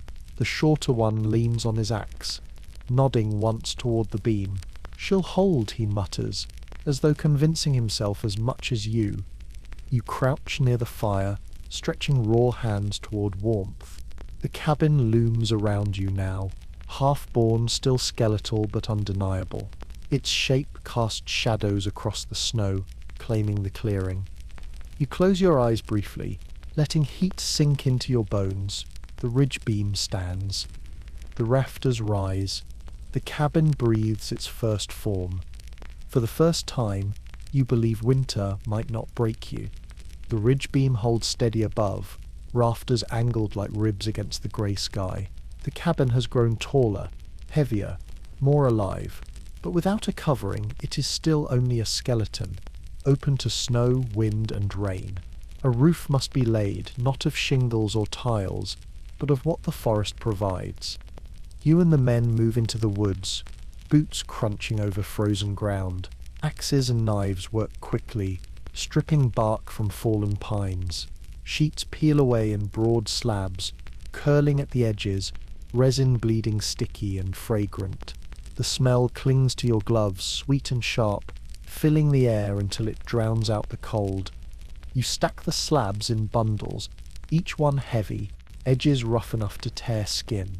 The shorter man ties them with strips of rawhide, slinging them across his shoulder. The taller carries more at once, his broad frame swaying with the load. You take your share, arms trembling beneath the weight, but steadying yourself with each step. Together you haul the bundles back to the clearing. The rafters wait, bare lines against the storm-darkened sky. Snow drifts through them freely, landing on the floor below. Soon that will end. You climb onto the wall, boots slipping slightly on the notched logs, and brace yourself against the ridge beam. The height feels precarious, the ground far below, but necessity steadies you. You lift the first slab of bark, lay it across two rafters, and press it flat. The sound is dull, fibrous, as wood meets wood. Another slab follows, then another. You overlap them carefully, edges shingled like scales, so rain and snow will run downward instead of seeping in. The shorter man hands bark upward from below, his gloves sticky with resin. The taller steadies the ridge beam, pushing each slab into place with his thick hands. Slowly, a patch of roof takes shape. Gaps still yawn, but where bark lies, snow can no longer fall. You pause, breath clouding the air, sweat freezing against your brow. You press your palm flat against the bark. It is rough, uneven, but it shields you from the sky. For the first time, you feel the space closing above, turning the skeleton into a chamber. Work continues. More bark, more resin-sticky slabs hauled from the forest.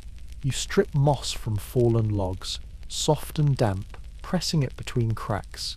Its smell is earthy, damp, carrying hints of rot and soil. It fills seams, cushions edges, blocks small gaps where wind would sneak through. Your fingers ache as you stuff it in, green clumps freezing quickly as your breath touches them. By midday, half the roof is covered. The cabin darkens beneath, light filtering through only in faint lines. You drop down into the space, landing heavy, and look upward, where before the sky stared down, now only bark and moss stare back. The sound of snow against wood is muffled, softer, distant. The change is subtle but immense. The taller man crouches beside you, studying the patch of roof. "Won't keep out everything," he mutters, "but it'll keep out enough." You nod. Enough is all that matters. You climb back out, resume the rhythm. Bark, laid, moss, stuffed. Weight pressing downward, sealing tighter with each layer. You overlap slabs carefully, edges pressed firm, until the roof begins to slope into something resembling shelter. Your shoulders burn, arms numb, but the sight of the cabin growing steadier drives you onward. As the day deepens, snow thickens in the forest. The horse paws at the ground, searching for grass beneath drifts. Smoke curls from the fire, caught in eddies of wind, then pressed flat against the clearing. You hardly notice, too consumed by the rhythm of the roof. Slab after slab, crack after crack, until the rafters vanish beneath dark overlapping layers. By late afternoon, the roof spans nearly the full frame. Shadows pool inside the cabin, broken only by the fire's glow. You step down into the space again, crouching low, feeling the hush inside. The walls creak faintly, the roof settles, bark cracking as it dries. Snow lands above, muted, no longer striking your shoulders, no longer melting into your bed of pine boughs. The shorter man drops a final bundle inside, resin dripping from his gloves. He wipes his brow, mutters, "Feels like a place now." His voice is quiet, almost reverent. You study the roof from within. The lines are crude, edges jagged, moss stuffed unevenly, gaps remain, small streaks of light slicing down. But it is a roof, a boundary between you and the open sky. The forest feels further away, the storm less immediate. You exhale a long breath, chest loosening. The taller man feeds the fire, sparks leaping upward, striking bark above, then dying. The roof holds, smoke curling through cracks but no snow falling in. He glances at you, nodding once. No words are needed. You crouch, stretching raw hands toward the flames. The heat bites your palms, sharp at first, then soothing. Your shoulders ache, legs quiver, but your mind steadies. The cabin breathes now, no longer skeleton but body. The roof is its skin, fragile but real. Outside, snow falls heavier, coating the clearing, blanketing logs still waiting. But inside, for the first time, you feel shielded. The storm is muffled, distant. You lean back against the wall, close your eyes, and let the fire warm your face. The bark roof creaks softly above, wood settling into wood. It is not perfect. It will leak, it will sag, it will demand repair again and again. But tonight it stands between you and the endless sky. That is enough. You open your eyes, gaze at the fire, and whisper a thought not meant for anyone else. This is a home in the making. The cabin walls stand waist high, the roof already half covered in bark and moss. Snow collects on its slopes, sliding off in wet clumps, melting where fire's warmth touches from within. The structure feels more like a place each day, less like a pile of logs in the forest, yet something essential is missing. A cabin without fire is only a box of wood. Heat may flicker from a pit, but smoke suffocates and flames wander too freely. What you need now is a hearth, a solid mouth of stone to hold the fire steady, and a chimney to lift the smoke out into the sky. Without it, the air inside will choke you long before winter does. You step into the forest, boots crunching, eyes scanning the ground. Rocks lie half buried beneath snow, scattered like bones. You kneel, brush frost away, and grip one. The stone is rough, jagged, cold enough to burn your palms. You heft it into your arms, stagger slightly under its weight, then carry it back toward the cabin. The taller man follows, arms full of smaller rocks. The shorter curses under his breath as he drags a boulder heavy enough to bruise his shoulders. Together, you pile them inside the cabin, near the center where logs form a crude square of walls. The floor is still bare earth, frozen hard, but here it will hold. You kneel, arranging the stones into a rough outline. The shape forms slowly, an open square facing inward, the back pressed against the wall. Each rock must fit against the next, their weight balancing, their edges locking like teeth. You chip one with the axe head, shaving it smaller until it settles snug. The sound rings sharp, echoing in the unfinished room. Your gloves tear against jagged edges. Skin splits again, blood smearing across stone. You wipe it away with snow. Then continue, breath harsh, arms trembling with the effort of lifting. Stone by stone, the hearth rises. The taller man mixes mud from the spring, carrying it in a hide sack, spreading it between stones with his hands. The smell is sharp, earthy, wet. Steam rises faintly as the fire dries each layer. The mud seals cracks, holding heat, binding the rocks into something more than a pile. It stains your gloves dark, cakes beneath your nails, but steadies the wall. By midday, the hearth stands waist high, stones dark with moisture, mud pressed thick into gaps. You crouch before it, studying the shape, crude, uneven, but solid. The shorter man grunts approval, tossing another rock onto the pile for height. Now the chimney. You and the taller man climb onto the wall, stacking stones upward against logs. The weight threatens to collapse each time, but careful placement holds. Mud oozes between cracks, freezing quickly in the air, then hardening as flames lick upward. Slowly a channel takes form, a narrow throat guiding smoke from hearth to sky. The shorter man feeds a small flame at the base, coaxing it with shavings. Smoke curls upward, slips into the gaps, drifts through the half-built chimney. You lean close, watching it rise. Some leaks into the cabin still, stinging your eyes, but more escapes above. The structure works, imperfect but real. The smell of burning pine fills the room, sharp and sweet. Heat radiates outward, warming your face, your chest, the raw skin of your hands. You close your eyes briefly, soaking it in. For the first time, fire feels tamed. Not a threat to spread, not a choking haze, but a companion anchored within stone. You think of homes far to the east, brick chimneys rising against the sky, rooms warmed by steady flames. Here, you have stones dragged from the earth, mud scraped from a frozen spring. Yet the result is the same warmth, smoke lifted, air you can breathe, civilization reduced to its bones. The men work beside you, silent now except for grunts of effort. The taller steadies a stone while you wedge another above it, both of you balancing weight with instinct more than skill. The shorter gathers more mud, packing it tight, his gloves coated dark, hours blur. Stone by stone the chimney rises higher, stretching toward the roofline. Snow falls steady through the open gaps, melting on hot mud, hissing faintly. By late day the hearth glows. Flames lick inside, contained, their light dancing against rough stone. Smoke twists upward, curling through the chimney, only faint tendrils escaping into the cabin. The air clears, the room breathing easier. You crouch near the fire, hands stretched, feeling warmth deeper than before.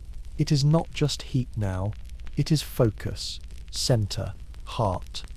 The horse shifts outside, stamping, breath steaming in the cold.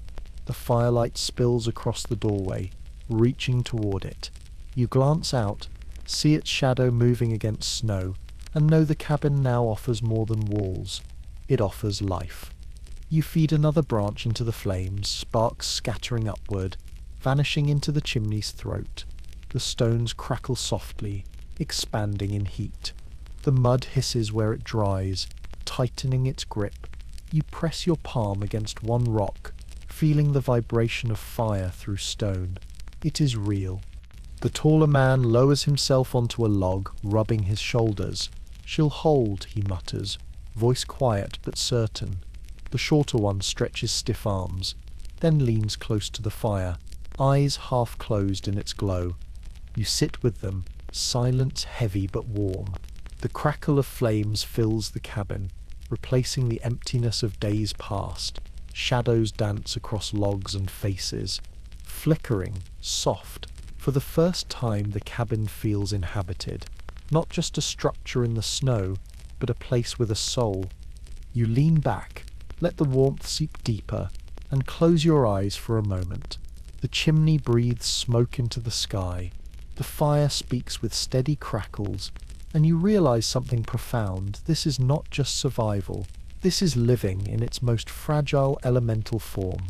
The hearth has become the cabin's heart, and with it you are no longer merely fighting against the wilderness. You are shaping a home within it. The fire glows steadily in the new hearth, its smoke drawn through the rough chimney. The cabin breathes now, no longer choking, no longer just a shell. Yet hunger gnaws still, sharp and insistent. Jerky and cornmeal dull the emptiness but never fill it. Your body has grown lean, hollowed by labor, each swing of the axe draining more than dried meat can restore.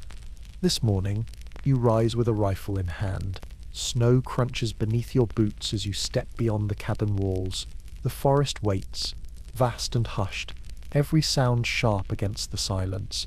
Breath fogs in the air, vanishing quickly. Your stomach growls, a low ache that drives you forward. You follow tracks half hidden in snow. At first only faint impressions, then clearer, small prints, neat, paired, rabbit. You crouch, running your glove over the trail, feeling the shape pressed into frost, fresh. You move slowly, rifle steady, eyes scanning the underbrush. The forest narrows into focus, every branch, every shadow a possibility. A flicker of movement, brown against white. The rabbit darts from cover, ears twitching, nose lifting. You hold your breath, raise the rifle, steady your aim, time slows. The trigger yields beneath your finger, powder flashes, sound cracks through the trees. Smoke drifts, acrid and sharp. The rabbit falls still. You lower the rifle, chest tight, heart racing. Relief mixes with regret, a pang at the life taken, yet necessity overrules hesitation. Fresh meat means strength, means survival. You walk forward, kneel, lift the small body into your hands. Its fur is soft, already cooling. You whisper softly, not words, but something closer to thanks. Back at the cabin, the men glance up from the fire. Their eyes catch on the rabbit in your hand, and for the first time, smiles crack their weathered faces. The shorter one mutters, "That sip's a feast right there." The taller nods, voice quiet. "Best thing we sit'll eat all month." You kneel by the fire, knife in hand. The work is quick, practiced. Fur peels away, soft and pliant, revealing pale flesh beneath. Steam rises, faint and metallic, carrying the smell of blood and earth. You clean carefully, hands steady despite the tremble of hunger. The meat is fresh, tender, promising. The shorter man gathers stones, heating them in the fire until they glow faintly. The taller prepares skewers from stripped branches. Together you work in silence, movements efficient, each step known without words. The smell begins to change, raw to roasted, blood to savour. Fat sizzles, dripping onto coals. Smoke rises rich, fragrant, filling the cabin with warmth that goes deeper than heat. Your stomach clenches painfully, mouth watering, every sense pulled toward the scent. You watch the meat turn slowly, juices glistening, edges browning. The sound is soft but insistent. Pops, crackles, the hiss of fat against stone. When at last it is ready, you pull the skewers close, slice pieces free, pass them hand to hand. The first bite nearly breaks you. Tender, hot, juices flooding your mouth. Flavor explodes. Sharp, earthy, rich in ways jerky never could be. Your jaw works quickly, teeth tearing, tongue savoring every fiber. You swallow, breath shuddering, eyes closing briefly. The hunger eases, but more than that, it feels like life itself pouring back into you. The men eat quickly too, heads bent, faces shadowed in the fire's glow. Their silence is not from lack of words, but from reverence. Each bite is precious, each chew a reminder of how long it has been. The shorter one finally breaks it with a low chuckle. Tastes better than whiskey.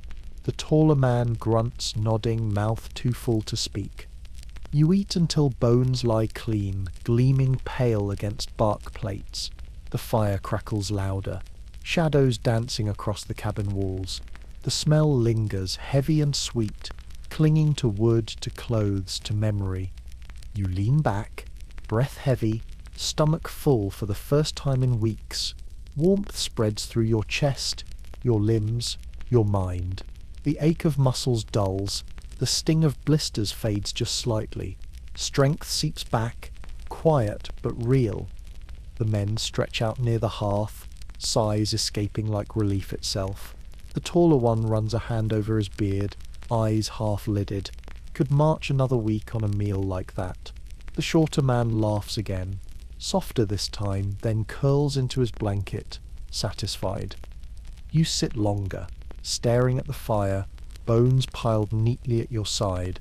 You think of how small the creature was, how brief its life, and how immense its gift feels now. A single rabbit has turned hunger into strength, despair into fleeting joy. You feel gratitude deeper than words, carried in the way you close your eyes, in the breath you release slowly, in the thought that you will rise tomorrow stronger than you lay down tonight. The fire pops, sending sparks upward, curling into the chimney's throat. Smoke drifts, carrying the scent of meat out into the night. The horse shifts outside, ears flicking at the smell. You glance toward the doorway, make a mental note to share scraps later.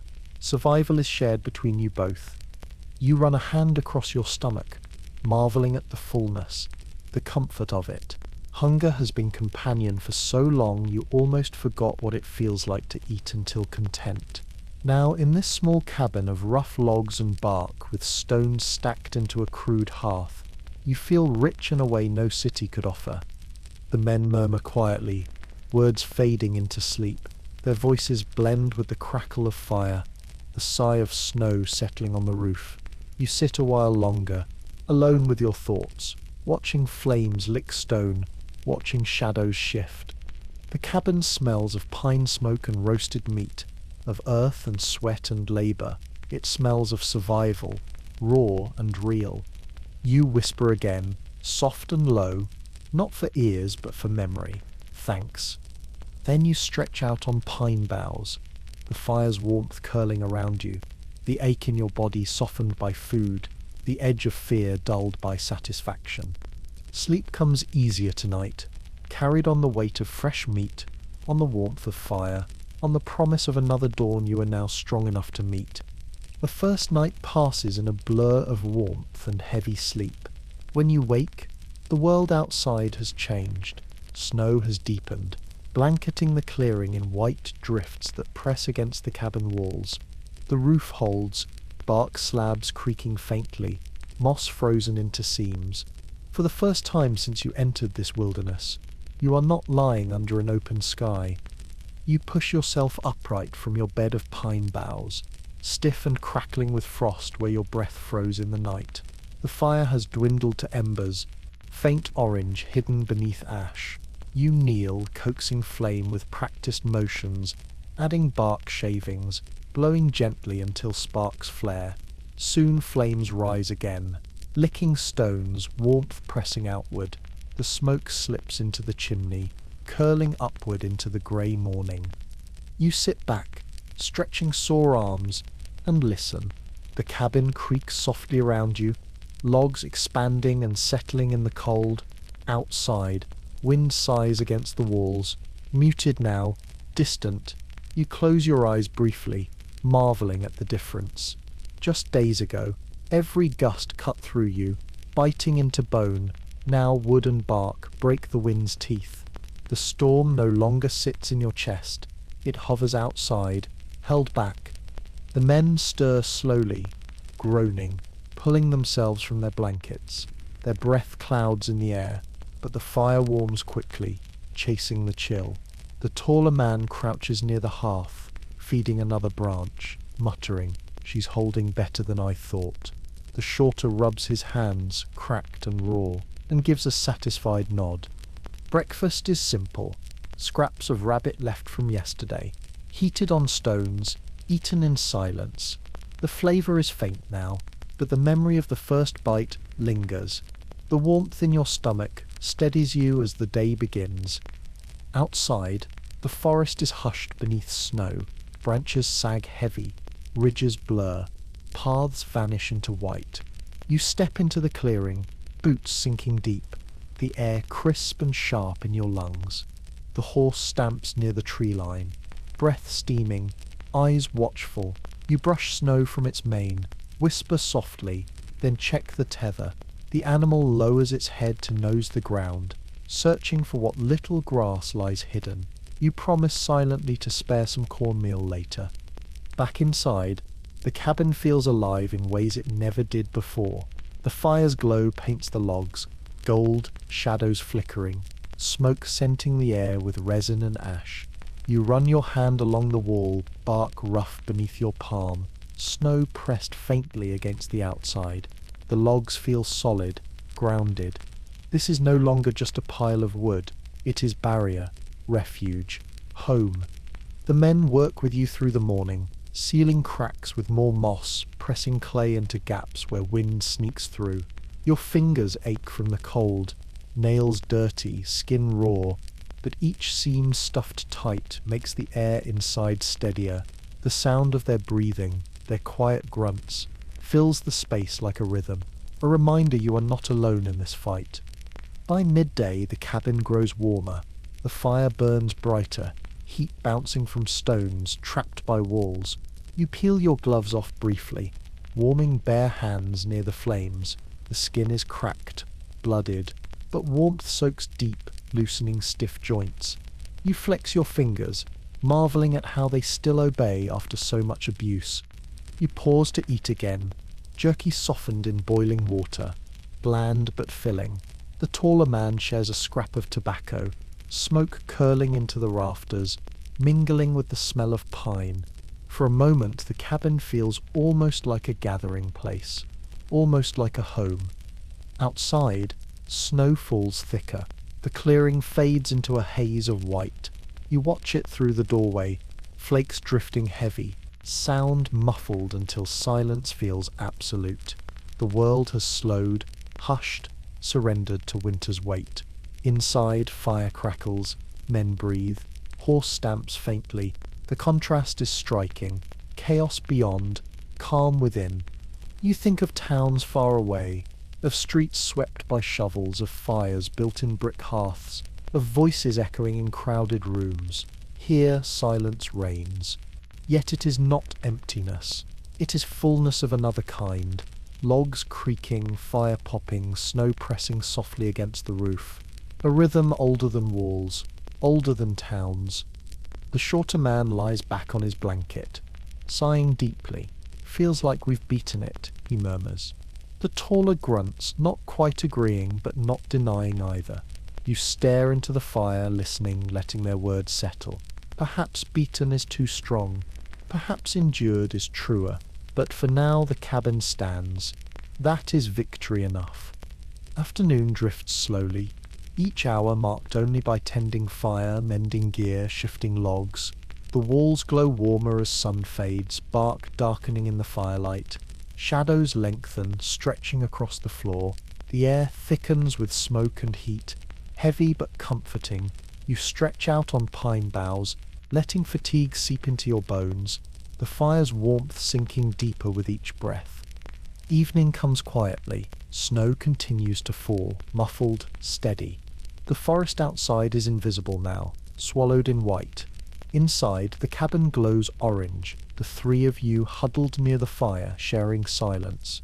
You chew another strip of meat, dry and tough, but easier now with heat. Your stomach settles, no longer clawing at itself. You lean back against the wall, close your eyes briefly, and listen. Not to wind or storm, but to the cabin itself, the faint creak of logs settling, the crackle of flames, the slow, steady breathing of men at rest. You realize this is the sound of winter settling in, not as enemy now, but as season, harsh, unyielding, but no longer able to break through the walls you've built. The horse shifts outside, its hooves crunching in snow. You rise briefly, open the door, and check it. The animal snorts softly, eyes glinting in dim firelight, breath clouding the night. You pat its flank, reassure it, then step back inside. Snow blows in with you, melting quickly on the warm floor. You close the door, latch it, and sit again by the fire. The cabin feels smaller now, enclosed but safe. The walls creak faintly as wind presses, but they hold. Smoke drifts into the chimney, flames snap, heat rolls outward. You pull the blanket tighter around your shoulders, breath slowing. Hunger is eased, cold is held at bay. The storm rages, but its voice is distant. Winter has settled in, and you have settled with it. The day's labor fades, leaving muscles spent, palms raw, and lungs burning. When night falls, the rhythm of work ends. But another rhythm begins. The quiet, the fire, the long stretch of hours where there is nothing left to do but breathe. Remember, endure. The fire glows steadily in the hearth, flames licking at stones blackened with soot. Smoke threads upward into the chimney, carrying with it the smell of pine resin and roasted scraps. Shadows flicker across the cabin walls, alive yet fragile, bending like restless ghosts that cannot decide whether to vanish or stay. You stretch out on a bed of pine boughs, blanket tucked around sore shoulders, body sinking into the crude mattress. Your hands throb with every heartbeat, the sting of torn skin sharp even in rest. The two men who worked beside you lie nearby. The taller one rests with his back against the wall, knees drawn close, eyes half shut but still reflecting the glow of fire. The shorter curls into his blanket, chewing absently on a piece of jerky, jaw tight, gaze unfocused. Words are rare at this hour. The silence that hangs between you is not empty. It is full, weighted, dense. Your mind drifts. Pulled by the flames, sparks leap, curl, vanish, and with them come memories.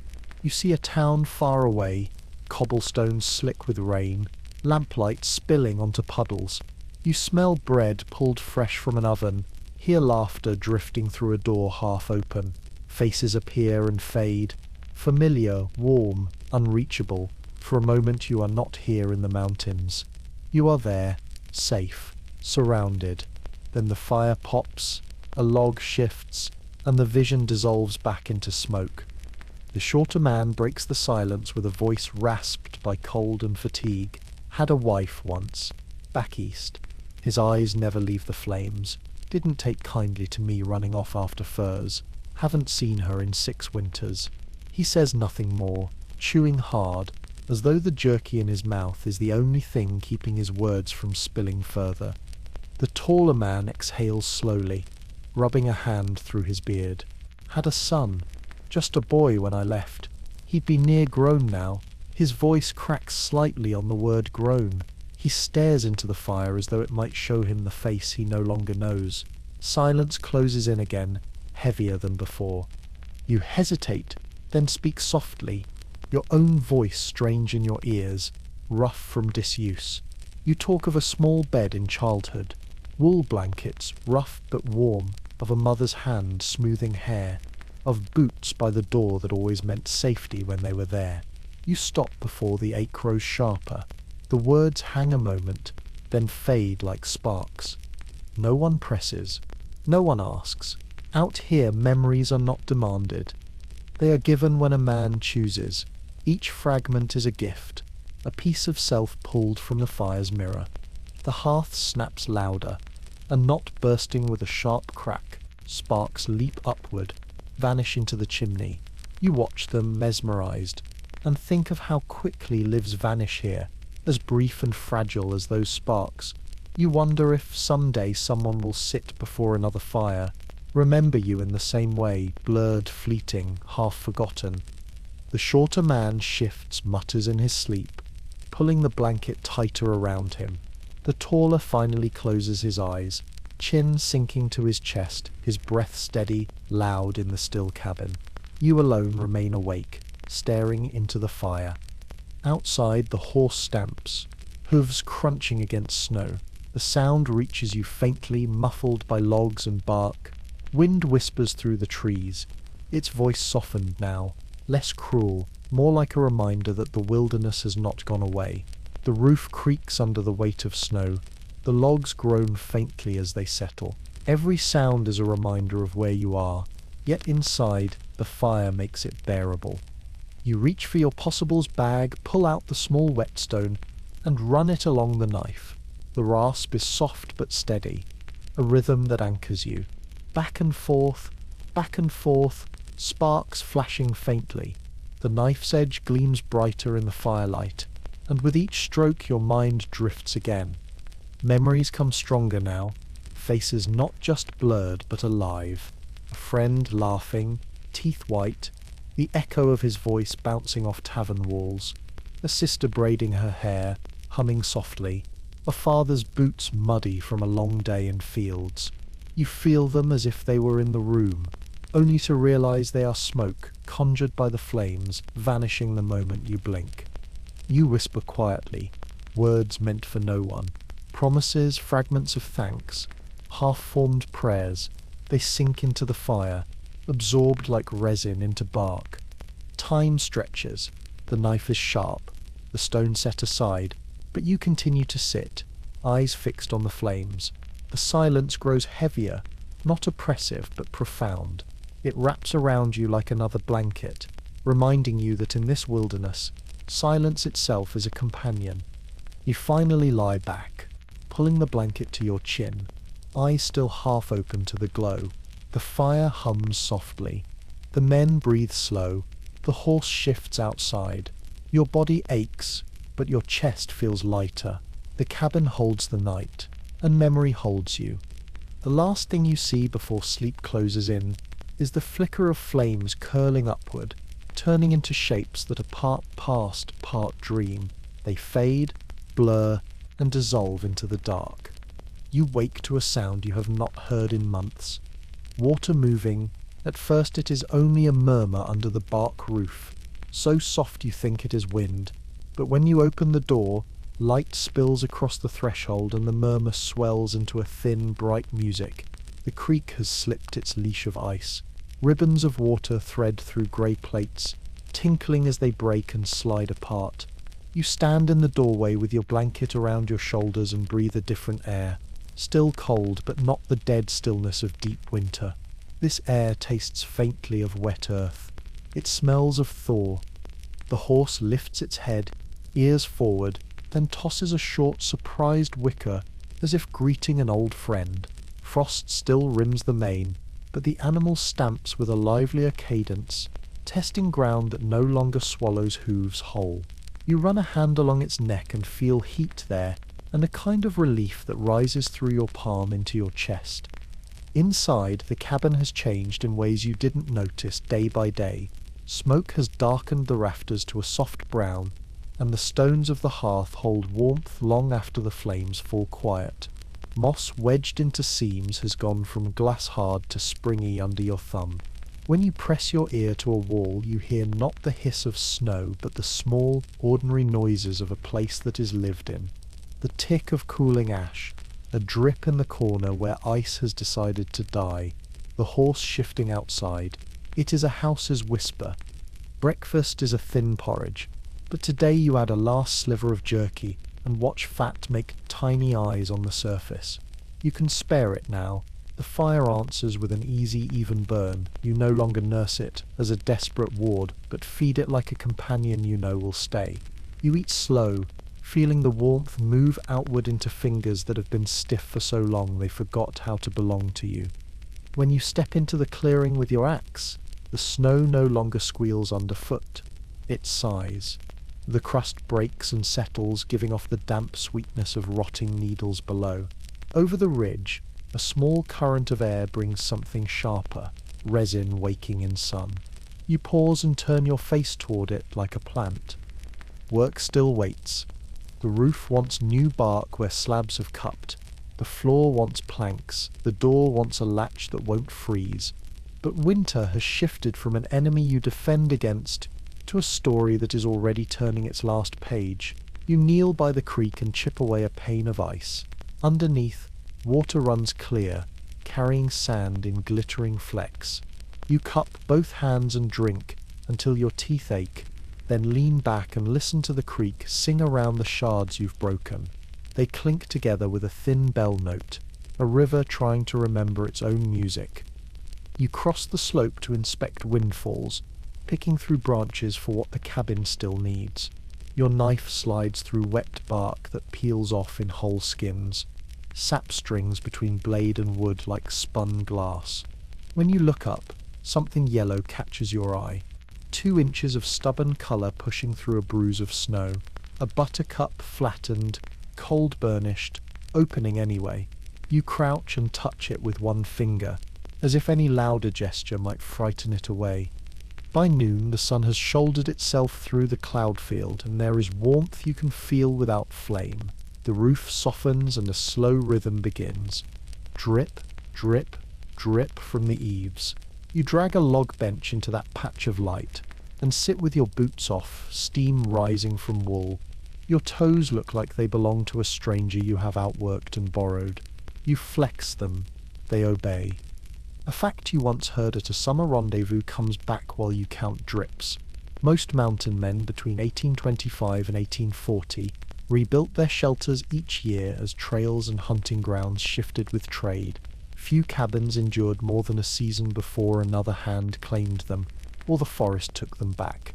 You glance at your walls and wonder into whose winter your labour might someday fall. Letters hint that men sometimes cut initials into a ridge beam, proof that they had existed here, that the roof had once belonged to a particular heartbeat.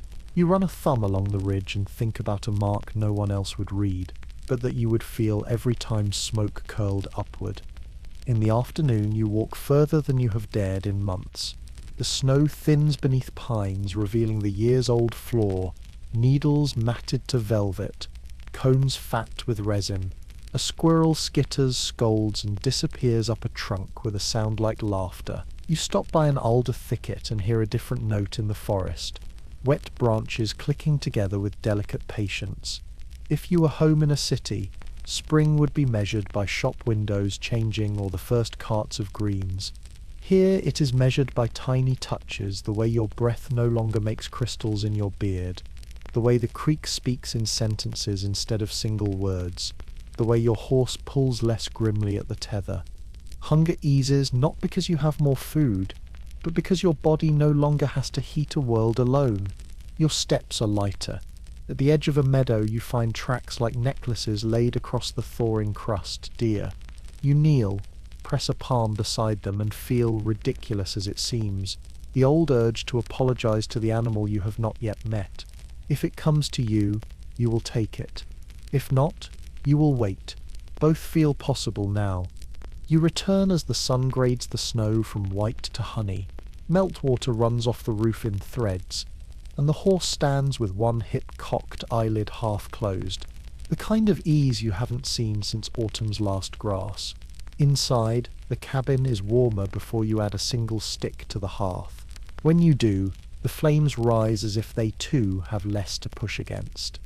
You decide to mark the ridge after all. Not initials, they feel too loud, but a small notch when no one will look. One cut for the first fallen tree, one for the day the beam seated, one for the night the first fresh meat hissed over stones. A private tally. The knife scratches and bites, and when you are done, you touch the marks and feel your winter answer back. Evening brings a sky you had almost forgotten existed, clear as river glass, with stars not blurred by snow but burning individual and calm. Cold moves in again with them, but it is a gentler shape of cold, the kind that asks for one more log rather than your whole life. You feed the hearth, and the smoke rises clean, a ribbon you can track against constellations through the gap you left on purpose. Because even a finished roof should let a man see one thing bigger than himself. You sit with your back to the wall, and your feet to the fire. The two men have gone on, following a rumour of beaver in a south-flowing creek. This too is how the high country writes its calendar. People arrive, share heat, and move on like weather that helps instead of harms. Their absence leaves a gentler quiet, full rather than empty. It is your cabin again, and you feel its smallness without loneliness. Somewhere out there, spring gatherings will happen.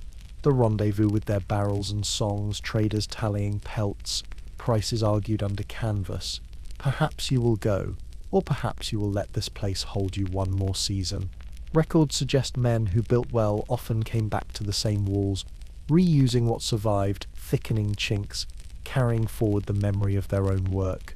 You listen to your cabin breathe and think, perhaps you will be such a man, or perhaps someone else will sleep under this roof and run a hand along these notches and not know your name but know exactly how your winter felt.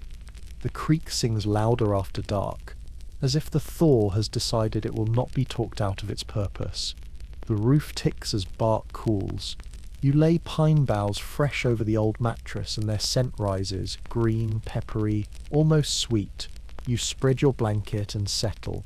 The embers glow like a low constellation at floor level, patient and sure. You are not done with this place.